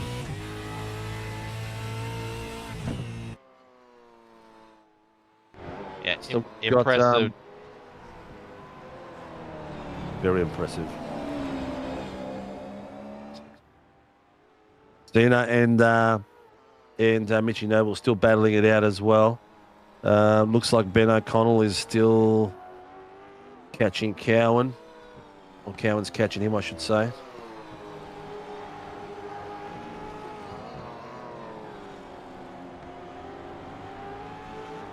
If you're out there and you want to see someone out there, please let us know. And also subscribe, hit the notification buttons, and support the people that support us. So if you haven't been seeing the commercial that launched today, if you spend over $200 at the Warren and Brown tool shop online, you can get your hat in the ring to win a Camus wheel, base and pedal set. So get in there and have a go, see if you can win something.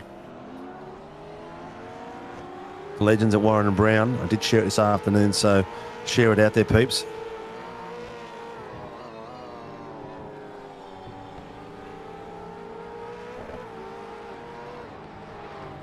Meanwhile, you see Trainer is starting to get himself a little bit of breathing room from the birds behind. Yeah.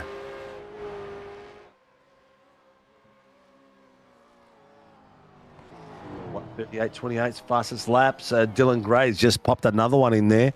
He is just having a ball out there, just hitting fastest laps whenever he can.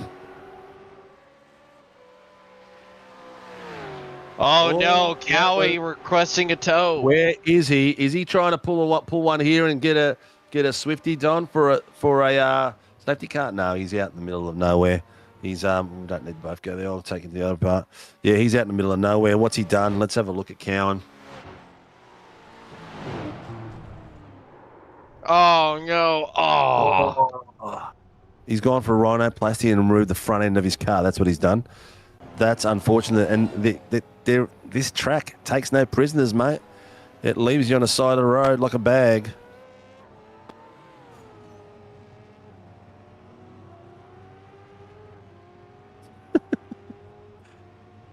Trainer is just in cruise control at the moment, man. He's got himself a gap and he's maintaining that gap at the moment. Dylan Gray is 21 seconds up the road. Like, what the absolute hell? And he's just praying that he hears Yumeto instead of safety car getting yelled out. Oh, yeah. Oh, yeah. That's the last thing you'd want right now. Right now. Can you imagine losing? Can you imagine losing that advantage for a safety car? You would not be a happy man at all. Well, so far he will not, because they gave Cowie permission to tow, so we stay green. Yep. Whoa, big slide from Mueller! Oh, that is so close. All the mud flipped up in the skies there as well. He's trying not to hold that position off. There's no team orders tonight, mate. Urquhart is there, and he wants that final step of the podium. At the moment, ladies and gents, we have got Dylan Gray leading us out in first place, a whole 20 seconds up ahead. Jacob Trainer, the Pro-Am, in second place outright. In third place, Blake Urquhart. And in fourth place, our Season 1 champion, the number 1 car. Oh, no, Mueller's gone off again. Oh, yeah, he's going to have to let those tyres settle. Give it a few corners to get some heat back into them, or get some heat out of them, I should say. The leading AM out there is Scotty Weston in 9th place, man. He is doing a spectacular job. How far ahead is he apart from his rest of his AMs? Not too bad. Sonny Cena is not too far behind him. So 2 spots, and it's only really about 2 seconds or so up the road. So bit of work to be done there. Hopefully him and Mitch Noble have got the brains to work together to catch him. Otherwise, they're just going to fruitlessly keep going.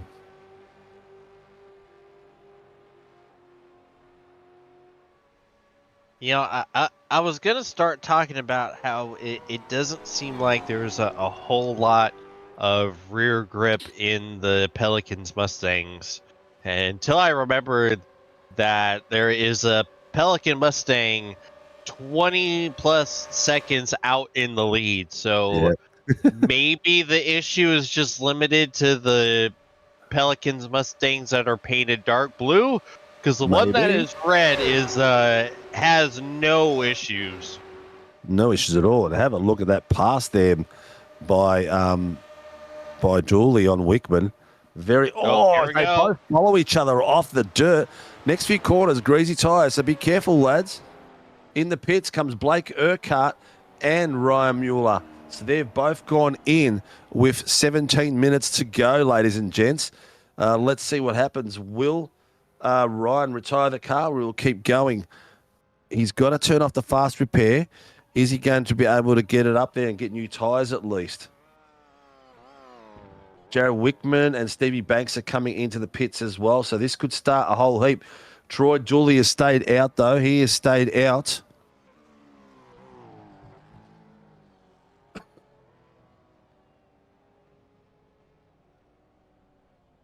There we go, off and away. In and out, coming through there.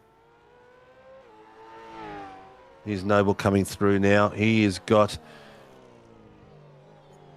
He's kept going. He's kept going. So is Scotty Weston. So was Thomas Sunny Cena. So somewhere along there,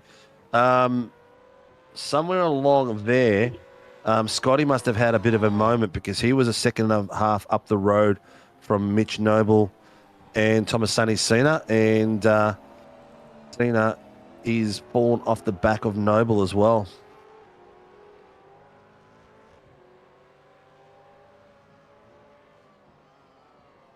Yeah, we've got Blake Urquhart up on the top screen, ladies and gents. Then we've got the battle at the bottom screen here with Mitchy Noble, Scotty Weston, Thomas Sunny Cena joining that, and Stevie Banks.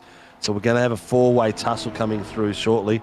Di Feldman's having a bit of a run there.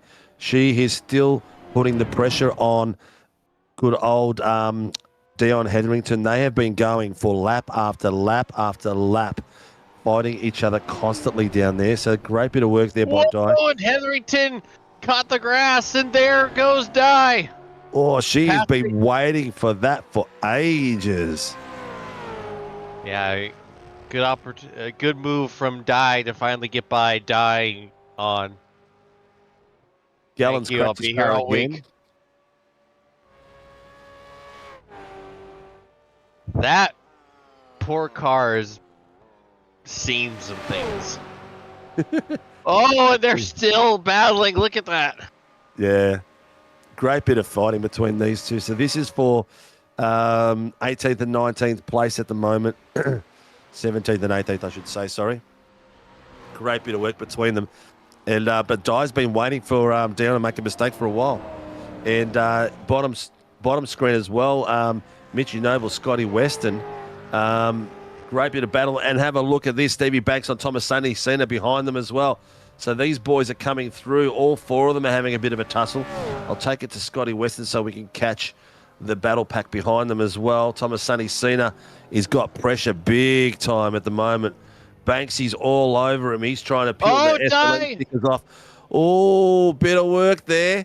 Trying to take the inside of that chicane, but Di Feldman was awake for it. Well, a half spin there, too. 14 minutes to go, ladies and gents. So we have survived a whole 55 minutes of this track at the moment, and it has been spectacular running from all participants tonight with some amazing pace. And we're getting some more and more battles opening up now too. Stevie Banks is 2/10 on Sonny Cena. It's the experienced driver against Sonny Cena. He's got the inside line coming into the left-hander. Great move there by Stevie Banks. A lot of experience in that drive there, and especially in the area where the car becomes light now, the heavy braking zone to the tight right-hander coming through. They'll be coming through to the carousel soon, I think, if they're in the right spot where I think they are.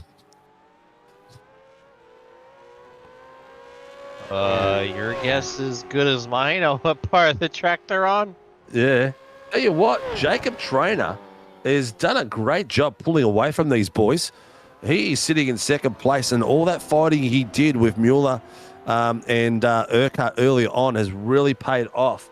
But we've got a few people out of sync at the moment. So we've got Dylan Gray, Jacob Trainer, Troy Dooley, and Josh Newak, who haven't pitted yet.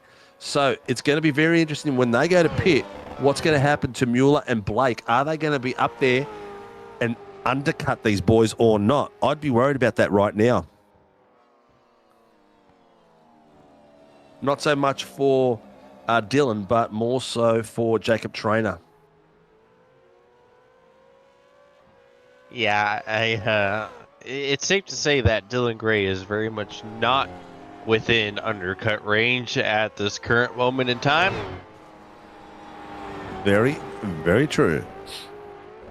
Banksy's caught this battle pack in front of him now. He's caught Scotty Weston and Mitch Noble. He's right on back of Scotty Weston now. Mitch Noble's trying to pull away at the moment, but we'll see how this battle comes to fruition as well. There's Ryan Mueller on the top screen, ladies and gentlemen. He is in 5th place. 3 Pro-Ams in 2nd, 3rd, and 4th. All right. They have to pit, but good work by the lads. They're on track still. They're still battling. Yeah, and we know even with that pit stop looming that there is still very much one of those pro-ams that will be still within this fight for the podium and potentially even ahead of it. Yeah. Oh, look how light that car got through there. Mueller's leading his teammate around at the moment.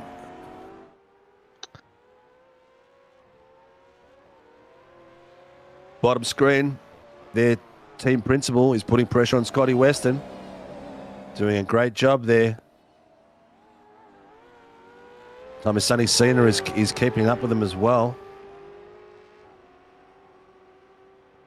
But now Banksy's all over the back of Weston.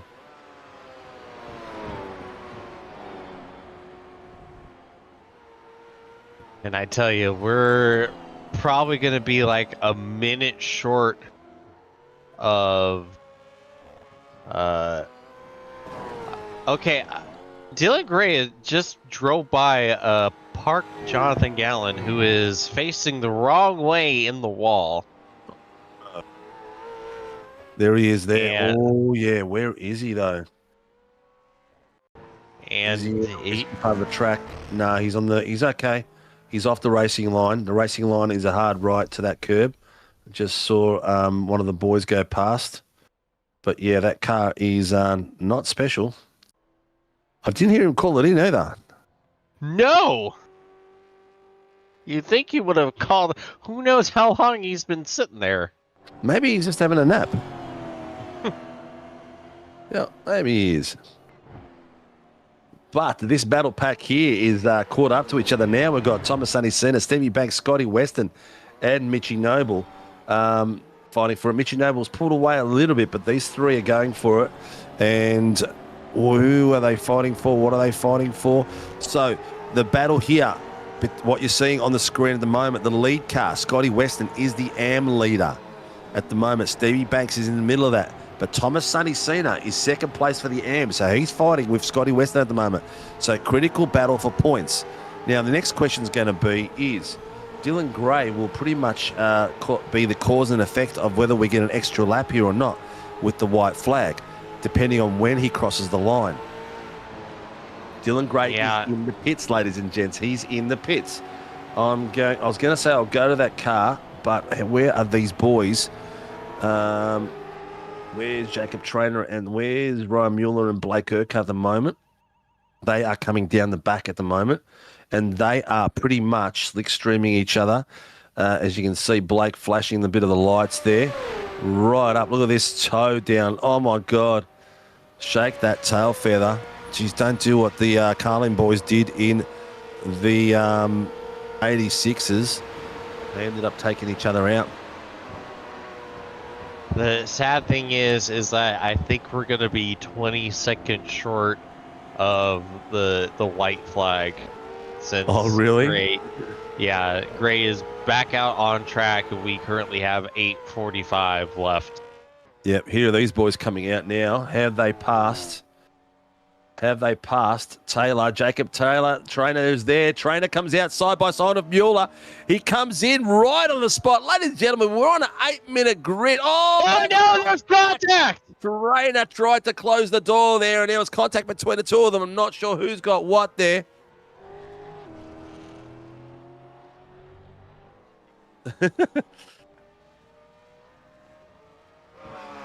So I'd suggest there that would be on Trainer from that little glimpse I got. He's gone out wide here and he's closed the door. There was overlap there.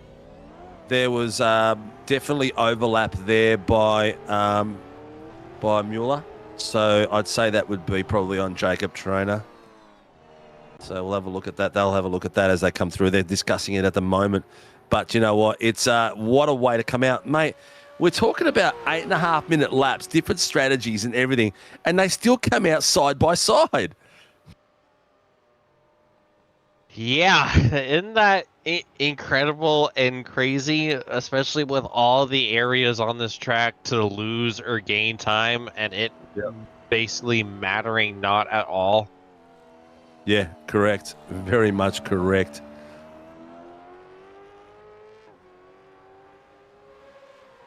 few Twitch people coming through and a bit of a chin wag. Keep an eye on our socials, and you'll be able to find out more about us and what we do and where we do it. But the two blue boys at the moment, Ryan Mueller and Blake Urquhart, they're in cruise control. So at the moment, we've got top three, all Pacific Esports racing drivers, and they're going to be very, very happy boys in their socials, let me tell you. But then we have got, where is Scotty Weston gone? Scotty Weston, Thomas Sonny Cena's in front of Scotty Weston now. We missed that. How did we miss that? Let's have a By look. quite a bit.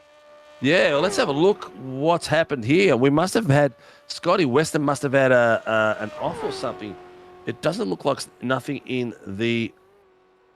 Oh, Scotty Weston pitted? No, they both pitted. Let's have a look. They must have passed him in the pits. Here comes Weston. Coming out of the pit. No, they must have happened before the pit run, because that's Weston coming in the pit, and that's Thomas Sonny Cena coming out. Oh, no, I do digress. That was a second EWT car. Yes, he's passed him in the pit then. That was the front car coming through. Drive-through penalty causing a collision. So, I actually agree with that, because he really wasn't that far alongside. He only had barely a nose in at what's essentially a choke point. So it was one of those maneuvers where, yeah, there was technically room, but it wasn't always going to stay there. And yeah, I actually agree with that call. Yeah, so what they would be looking at is what we weren't looking at is the first turning point in, who turned in first into the corner. So that person has right of way. And then if Trainer turned in, so he had the lead into the corner, he turned in, and there was no overlap at that point, which is what I think is what you're saying, then he would have right of way in that corner. And then because it's a slow corner, it looks like Ryan's tucked in underneath him there. So that would be my assumption coming through. So it's all about corner turn in. This is a not good stretch for the Mueller family, because I think Adam just money shifted. Oh, no. That means he's cooked that car too.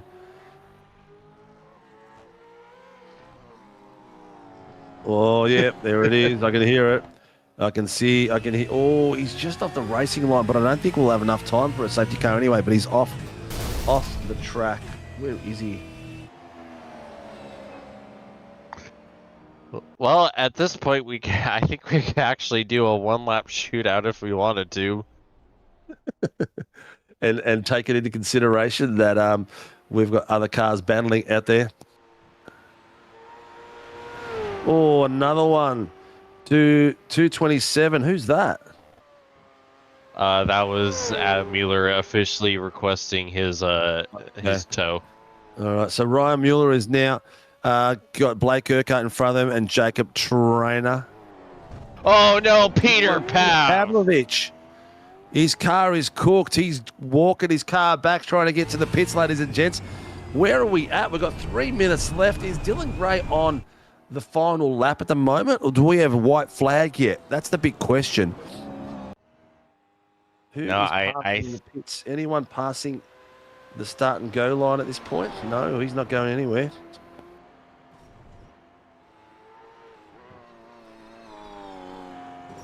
And Adam Mueller has been given the go-ahead to tow.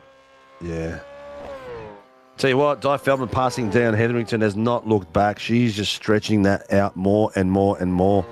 So Thomas Sonny Cena is now the lead driver for the AMs. Jacob Trainer has got a bit of a gap on Troy Dooley in fourth place for the Pro-Ams.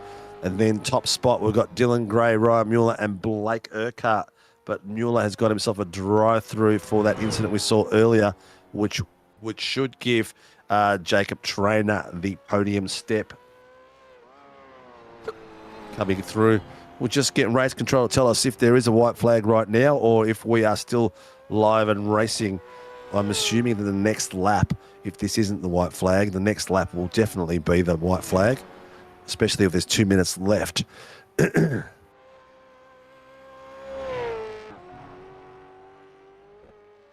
Dylan Gray, man, on another plane tonight, eh? Yeah, just this is one of the most impressive performances we've seen, to be able to have pace like this and do it consistently at a track where you can't really afford to make a mistake. Have a look at Jacob. bottom screen, man. The work between Josh Nowak and Jarrett Wickman at the moment is super fast as well. These boys have left it all to the last few laps. They're fighting for the last podium place for the Pro-Ams at the moment. Wickman in third place. Whoa! Whoa! My goodness, what a save by Wickman. Bit of flapping there by Josh at the moment too. Going hell for leather. Dylan Gray, man, he is just, where is he now? It's like, where's Wally? Okay, so he's down the back straight now. Cool. All right. Yep, gonna be just short of triggering the white flag by, I believe, 20 seconds. Yep. So we get a full extra lap of racing, basically. Where is Barney? There is no Barney. There was no Barney, was there? No, final lap. Good. It is the final lap. I think Barney fell asleep. Yeah, it looks like he was having a Haagen-Dazs. All right, let's rock and roll, ladies and gents. This has been a hell of a night. We've had some amazing racing up and down the field with some spectacular pace. Some of the fastest racing and, door to door at huge pace. I don't even know what they're doing. Can we have a look what sort of pace they're doing down the main straight at the moment? Because it'd be interesting to see, because some of these boys were door banging at that massive pace too. So it was spectacular to see all night long. And still people fighting for the minor spots as well.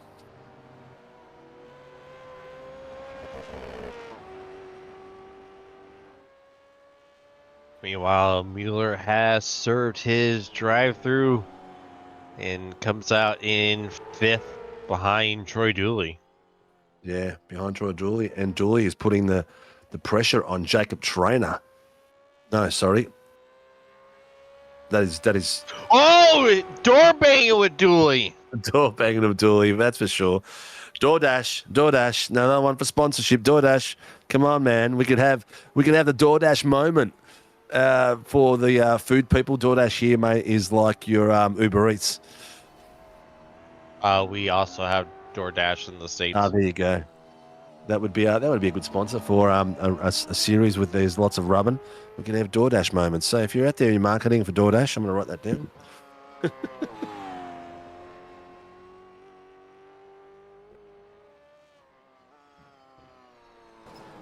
But also, if you want to get involved in the sim racing world, please come out there and go for it and like, subscribe, hit the notification buttons. But if you want to be part of our streams and you want to sponsor our streams, we're looking for stream sponsors and also some naming rights sponsors as well for our series, because we do race 4 nights a week and we have got some spectacular racing coming up. We're only at the midpoint of the season at the moment.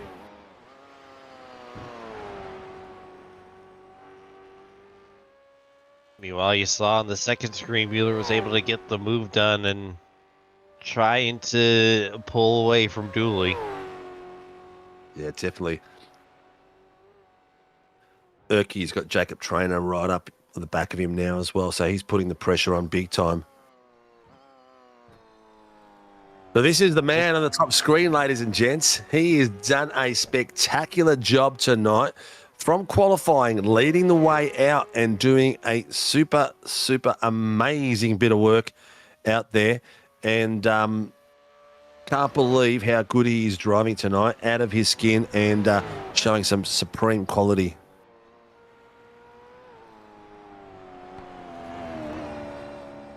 Yeah, almost 30 seconds. Like, what more can you say about that? Running out of the superlatives to describe a performance like that.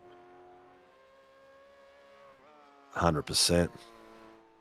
He's still, you know what? And the thing is, he's not even slowing down, man. He's still pushing this thing like crazy. He is kicking the rear end out and everything on this car. But listen to the box bottom screen. We've got Blake Urquhart with Jacob Trainer. They're going to come up to the carousel. And what does Jacob Trainer do in the carousel? Kicks ass through the carousel. And what's Blake Urquhart been doing tonight in the carousel? Not too well. You could say Trainer excels in the carousel. Yes, you could, mate. But that could be quite tacky if we said that live. Yeah, I've certainly never made a tacky joke at all on any of these shows. Yeah, Not me either. Me either. Oh, I'll tell you what, Troy Dooley and Ryan Mueller are still going for it down the bottom as well. Have a look at this. Oh, that's crazy. Troy Dooley's having a bit of fun there with Ryan at this point. Ryan has got past him. But we are coming up to probably the last 4 minutes of the racing. And ladies and gents, top screen, we've got Dylan Gray, who has set a spectacular standard tonight at this track and doing some commendable work out there.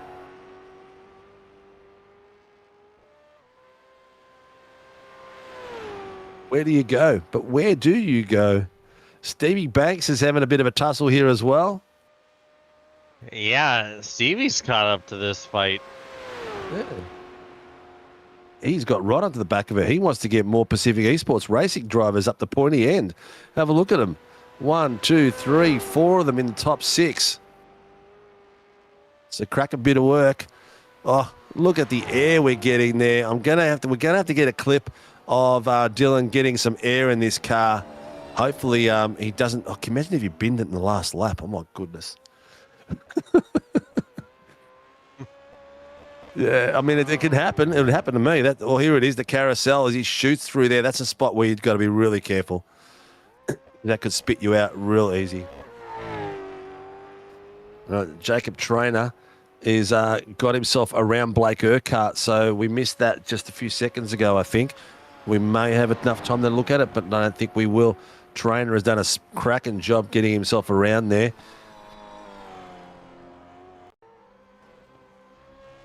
Here it is on the replay at the top screen. Trainer's in the pink car, the purple car, the Cadbury purple. Under brakes, looks like Urky struggled just to hold it on the track then. Oh, he did struggle to hold it on the track then. Oh. And unfortunately for Urky, the rear end went. He carried too much pace in the previous corner where he tried to scrub some pace off it, and it didn't quite work out for him. But Jacob Trainer and himself have had it in a spectacular battle all night long. It has been fantastic racing, that's for sure. In the bottom screen, you've got him back on the top, so I'll bring it down the bottom here. Oh, and Mueller just moved the carousel as well? Just caught the deal. What? Troy Dooley and Stevie Banks are going for a hell for leather. Dooley has got himself in front of Ryan Mueller as well, so he's done a cracker bit of work there, mate.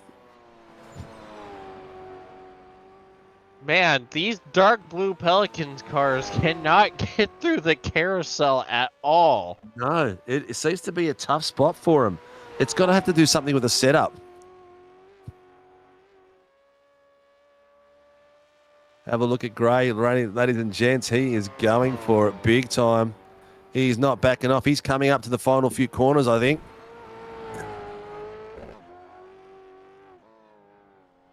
Yeah. What a night this has been. He's come through the carousel just then.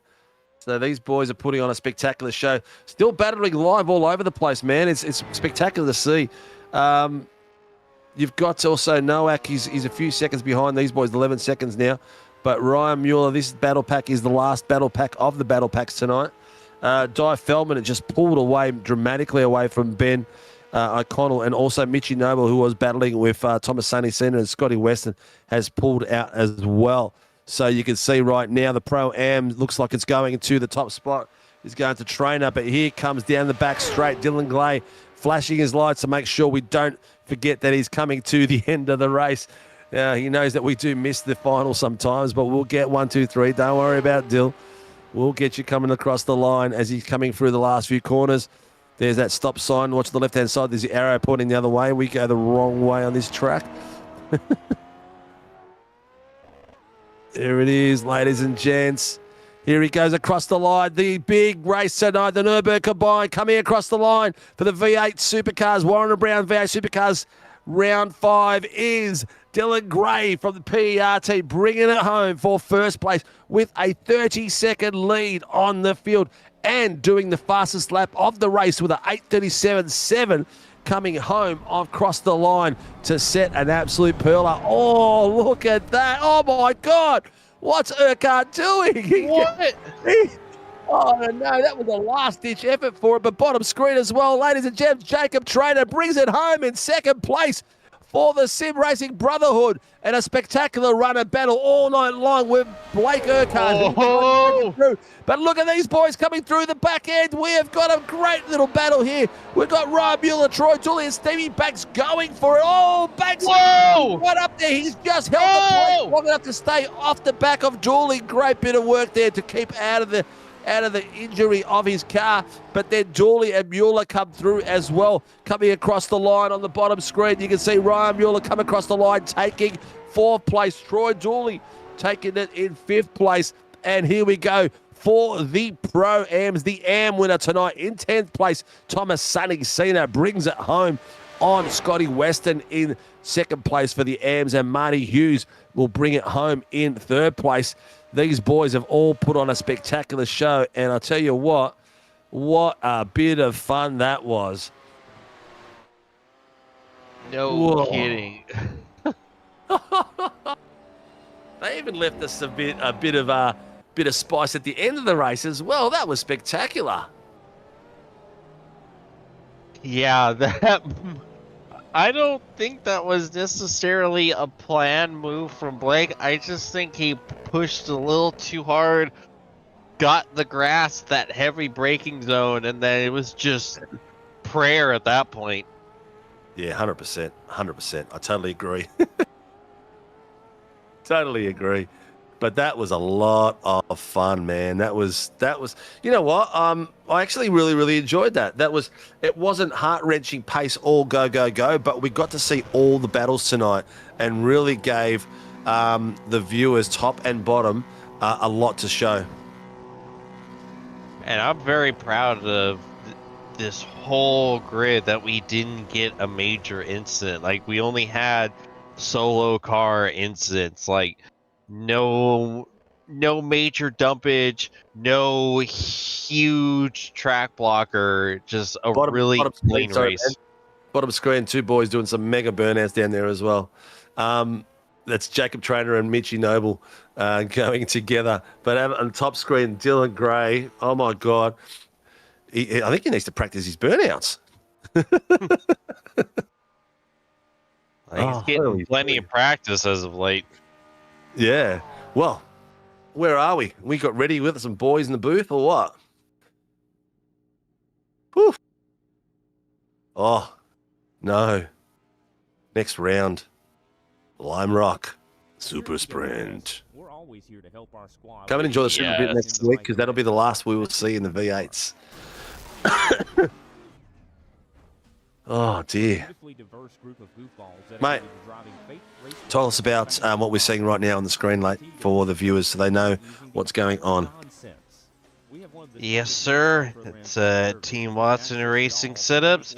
You're looking for some really good setups for NASCAR, Rallycross, and Dirt Oval. We're the place to check out. Plus, our road program is starting to get bigger and bigger by the day. We got the setups for the Watkins Glen 6-hour on the website right now, and use code WATSPIN39 for 10% off at checkout.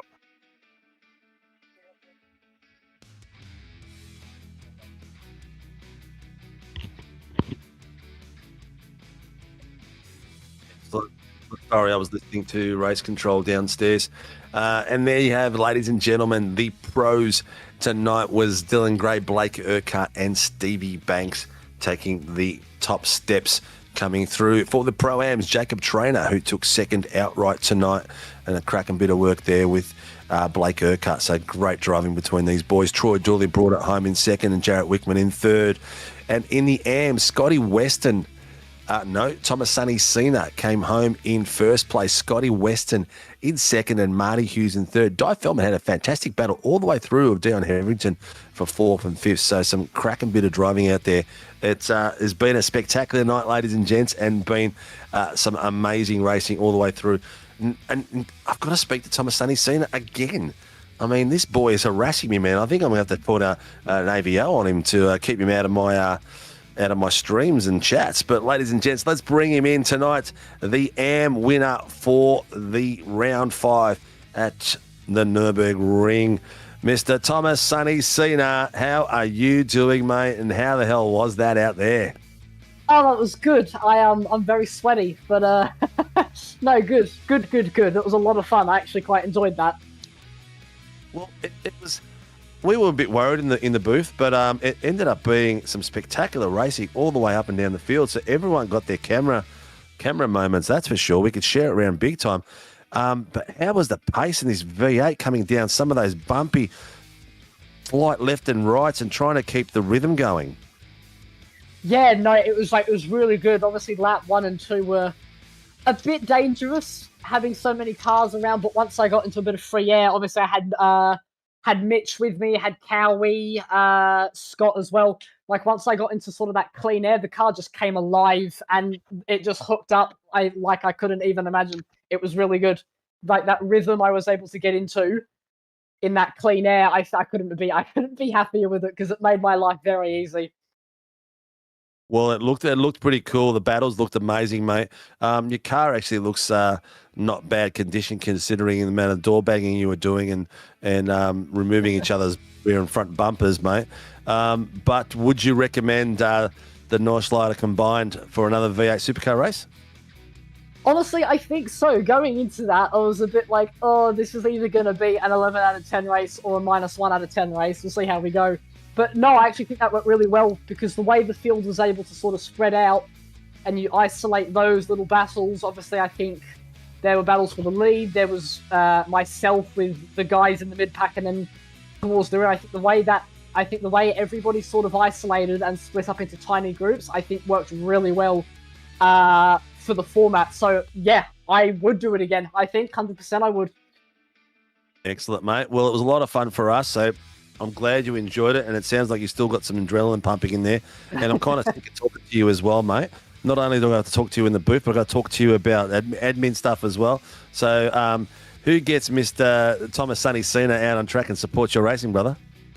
Oh, well, it's Matt's company, SLM Painting. It's the team, SLM, because it wasn't for any of them, we wouldn't be here, and I wouldn't be getting the results I get because they teach me everything I know. I also wanted to say a quick thank you to Mr. Brent Wazzle. He's new with us, and he was kind enough to spot with me tonight and be my spotter, and was an absolute class act. So thank you, Brent, because I don't think I would have won if it wasn't for you with all those strategy calls. So thank you, mate. And yeah, that's everybody. And Speed as well, who sponsored the team. Excellent work, mate. Excellent work. So I'm not too sure why you're getting all this extra help from teammates, mate. Maybe you just got a good looking smile or something like that. But great work out there, mate. I will see you back on track tomorrow night in the 86s. Sorry, in the Super Formula Lights. Today's Tuesday. Yeah, tomorrow's Super Formula Lights night. So another spectacular run tomorrow night. Some amazing racing. So good luck, mate. And maybe if you're lucky, you'll speak to me again tomorrow. Oh, look, I wouldn't hold your hopes out on it. But if everything goes to plan, then yeah, just maybe. Excellent, mate. Ladies and gents, Thomas Sonny Cena from the SLM Motorsports team brings it home for the AMs in the V8 Supercars for round 5 at the Nürburgring combined. Let's bring this little legend in. We've been waiting to see him drive like this for 5 rounds. And finally, Mr. Jacob Traynor brings back the Jacob Traynor that we learned to love in the season 1 with his battles with Ryan Mueller. And tonight, he brought it home all the way to second place. Mr. Traynor, how the hell was that, mate? Mate, I am cooked. I am so tired. Well, you didn't. I mean, people say this track and there's 8.5 minutes per lap, but you really don't get time to rest, do you? Except for maybe a little bit down the back straight. But even then, no, because by that stage you've got to watch for someone who's drafting you. Yeah, you got like that back straight ish in the middle before the carousel. You can kind of have a bit of a breather there, but that is also one place, especially when you get towards the end of it, where that left hand kink is. You really got to start focusing, because otherwise you're not going to make the corner. And it's even worse when someone's in front of you. How much did you love the carousel tonight, mate? You should have heard me. You hooked up on that thing. I admittedly I haven't driven this in iRacing, but I still remember it in Project Cars. If you hooked up that corner nicely, you can get a slingshot out. And you really kept on putting the mods on the Pelicans, mate. They kept on putting a wheel over the edge or something, and you were making up places there like crazy. Yeah, I think it's probably because I think I've done 4 Nürburgring 24s now. I've done hundreds of laps here. Like, I say that, like, back when I first started, like, sim racing, I came from Forza Motorsport 7 on my Xbox. I used to just hot lap Nürburgring for fun, just to learn it. Yep. So I know exactly how you feel, mate. I used to do the same thing in Project Cars. It's a shame that I couldn't bring that pace into this thing. That's for sure. I couldn't bring my pace from Forza in here either. It took me 4 or 5 years to do so. Well, mate, it was a cracker bit of work. You and Urquhart were all over each other pretty much for the whole race. That was some amazing racing. And in the end, a lot of it, I think, came down to tyre wear as well. Because I think Urquhart's Pelican rear end was a bit looser than yours as well. So I think he was starting to have issues with his car. And I'm not sure what happened there when he came across the dirt. What flashed in your mind? I didn't really see it until he was probably like halfway across the grass. And then I'm sitting here like he's going to go straight forward either into the barrier or just continue on like nothing happened. And he hit the wall and I'm sitting here like either one of these, it's not going to be good. So I'm just going to slow down. I've got no pressure behind me. I just take it easy. And yeah, he hit the wall and thankfully he stayed on his side of the track when he rejoined. So I just blitzed right through it. Well, you did a cracking job, mate. An absolutely awesome track to watch. It was actually a fair bit of fun. I didn't think it was going to be as good as it was tonight. So cracking bit of work, mate. Yeah, and good to see you. Either. Bloody good form, mate. This is where we want you, mate. This is where we're used to having you. What's this? When did I join here? It was 2023 or 2024, I think. So it's been about 3 years in the making, I guess. Last season was your breakout season, man. And then the beginning of this one, you went backwards a little bit. I don't know, is it lack of practice or what's going on? Right. Yeah, I think it's just a lack of practice. I haven't really had time to do all that stuff lately as much as I want to, especially with my new job coming up as well. Yeah, well, real life does get in the way, and it sucks when it does. But, mate, let us know who supports Mr. Jacob Trainer and the Sim Racing Brotherhood.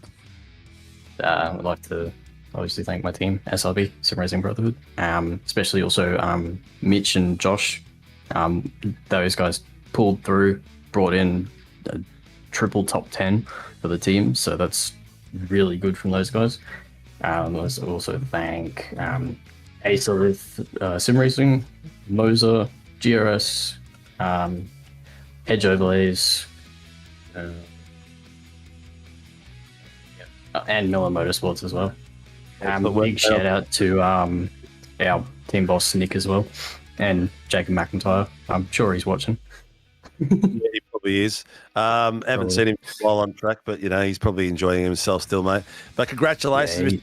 He's just come back from Thailand. So. Has he? Oh, good. He's been on holiday. Well, not all of us can take time out to go on holidays. Yeah. Well, congratulations, brother. Good to see you at the pointy end, mate. And it's been spectacular watching you race tonight, getting you back to some form. So obviously the practice is the key. I know real life gets in the way, but if you can sneak some more in, mate, it'd be great to watch you battle it up the pointy end. Yeah, thank you. I don't know really how many more tracks I'll be good at, but these last 3 have been like my 3 best ever. So I hope for good results at least. Excellent work, mate. Ladies and gentlemen, Mr. Jacob Trainer from the Sim Racing Brotherhood, second place outright and top of the step for the Pro-Am tonight. Congratulations, brother, and good luck for the rest of the season. Thank you. All right, he has had a little bit of screen time tonight, and he has had the race to himself. The pace tonight from Mr. Dylan Gray has been next to none. He showed it in qualifying, set the first hot lap out there, and set the time alight. And I'm sure, Dylan, did you do takeout, mate, while you were racing out there tonight? I reckon DoorDash would have delivered for you. Let's just say, the other stage, I was so tempted to hop on the phone. I could scroll through Facebook. Oh, mate. Before you go any further, Erky couldn't come in tonight, so he had to take off and get off the rig. So congratulations to Erky for third place, mate. He did a cracker job there as well. At one point, mate, we thought it was going to be top three for the PR boys, but you were in a world of your own, mate. Yeah. I knew that tonight was going to probably be my race to lose. Is it just how many laps you done on this thing? Obviously a lot. Well, I have done a 24-hour round here in an 86. But Yep. that was about 3 years ago. And Yep. then probably throughout between last round and tonight, I've probably done about 5 laps. That's it. Well, there you go. The car, you're using the same setup as Erky and Ryan, because your rear end looked a lot more stable than them. They were. Tell me yes. I bet you any money you tweaked it. Nope. I just literally load the setup on.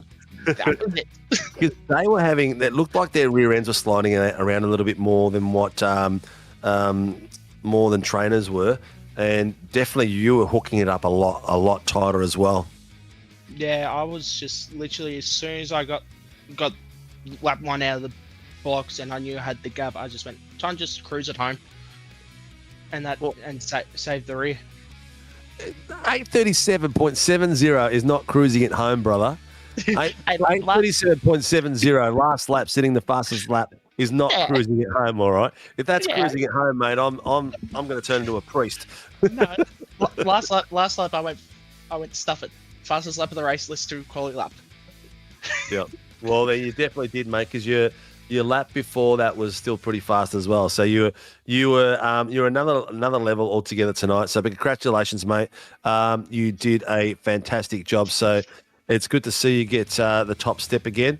Who gets you out on track, mate, and supports the PR boys? Well, first off, the team and all that. Banksy and all that, getting deliveries and that all sorted for us for the season and all that. Lake Edge holiday units, Majors Garage for the setup, One Shot Pest Management, Track Racer, 8 Rivers Photographic, Dubby, and Pacific Ford Maroochydore. That's the one. That's the one that stumped you last time there. Yeah, well done. Well. Practicing. Congratulations, mate. Congratulations. Well, mate, good to see you. Some critical points there. So the title will go down to the wire. We're only at round 5, so tonight was the middle of the series for the V8 Supercars. So we've got a super sprint next week at Lime Rock, which is going to be very, very interesting indeed. So we'll see how that goes. I'm not looking forward to Lime Rock. You're not? No, even Chicago. I'm not looking forward to.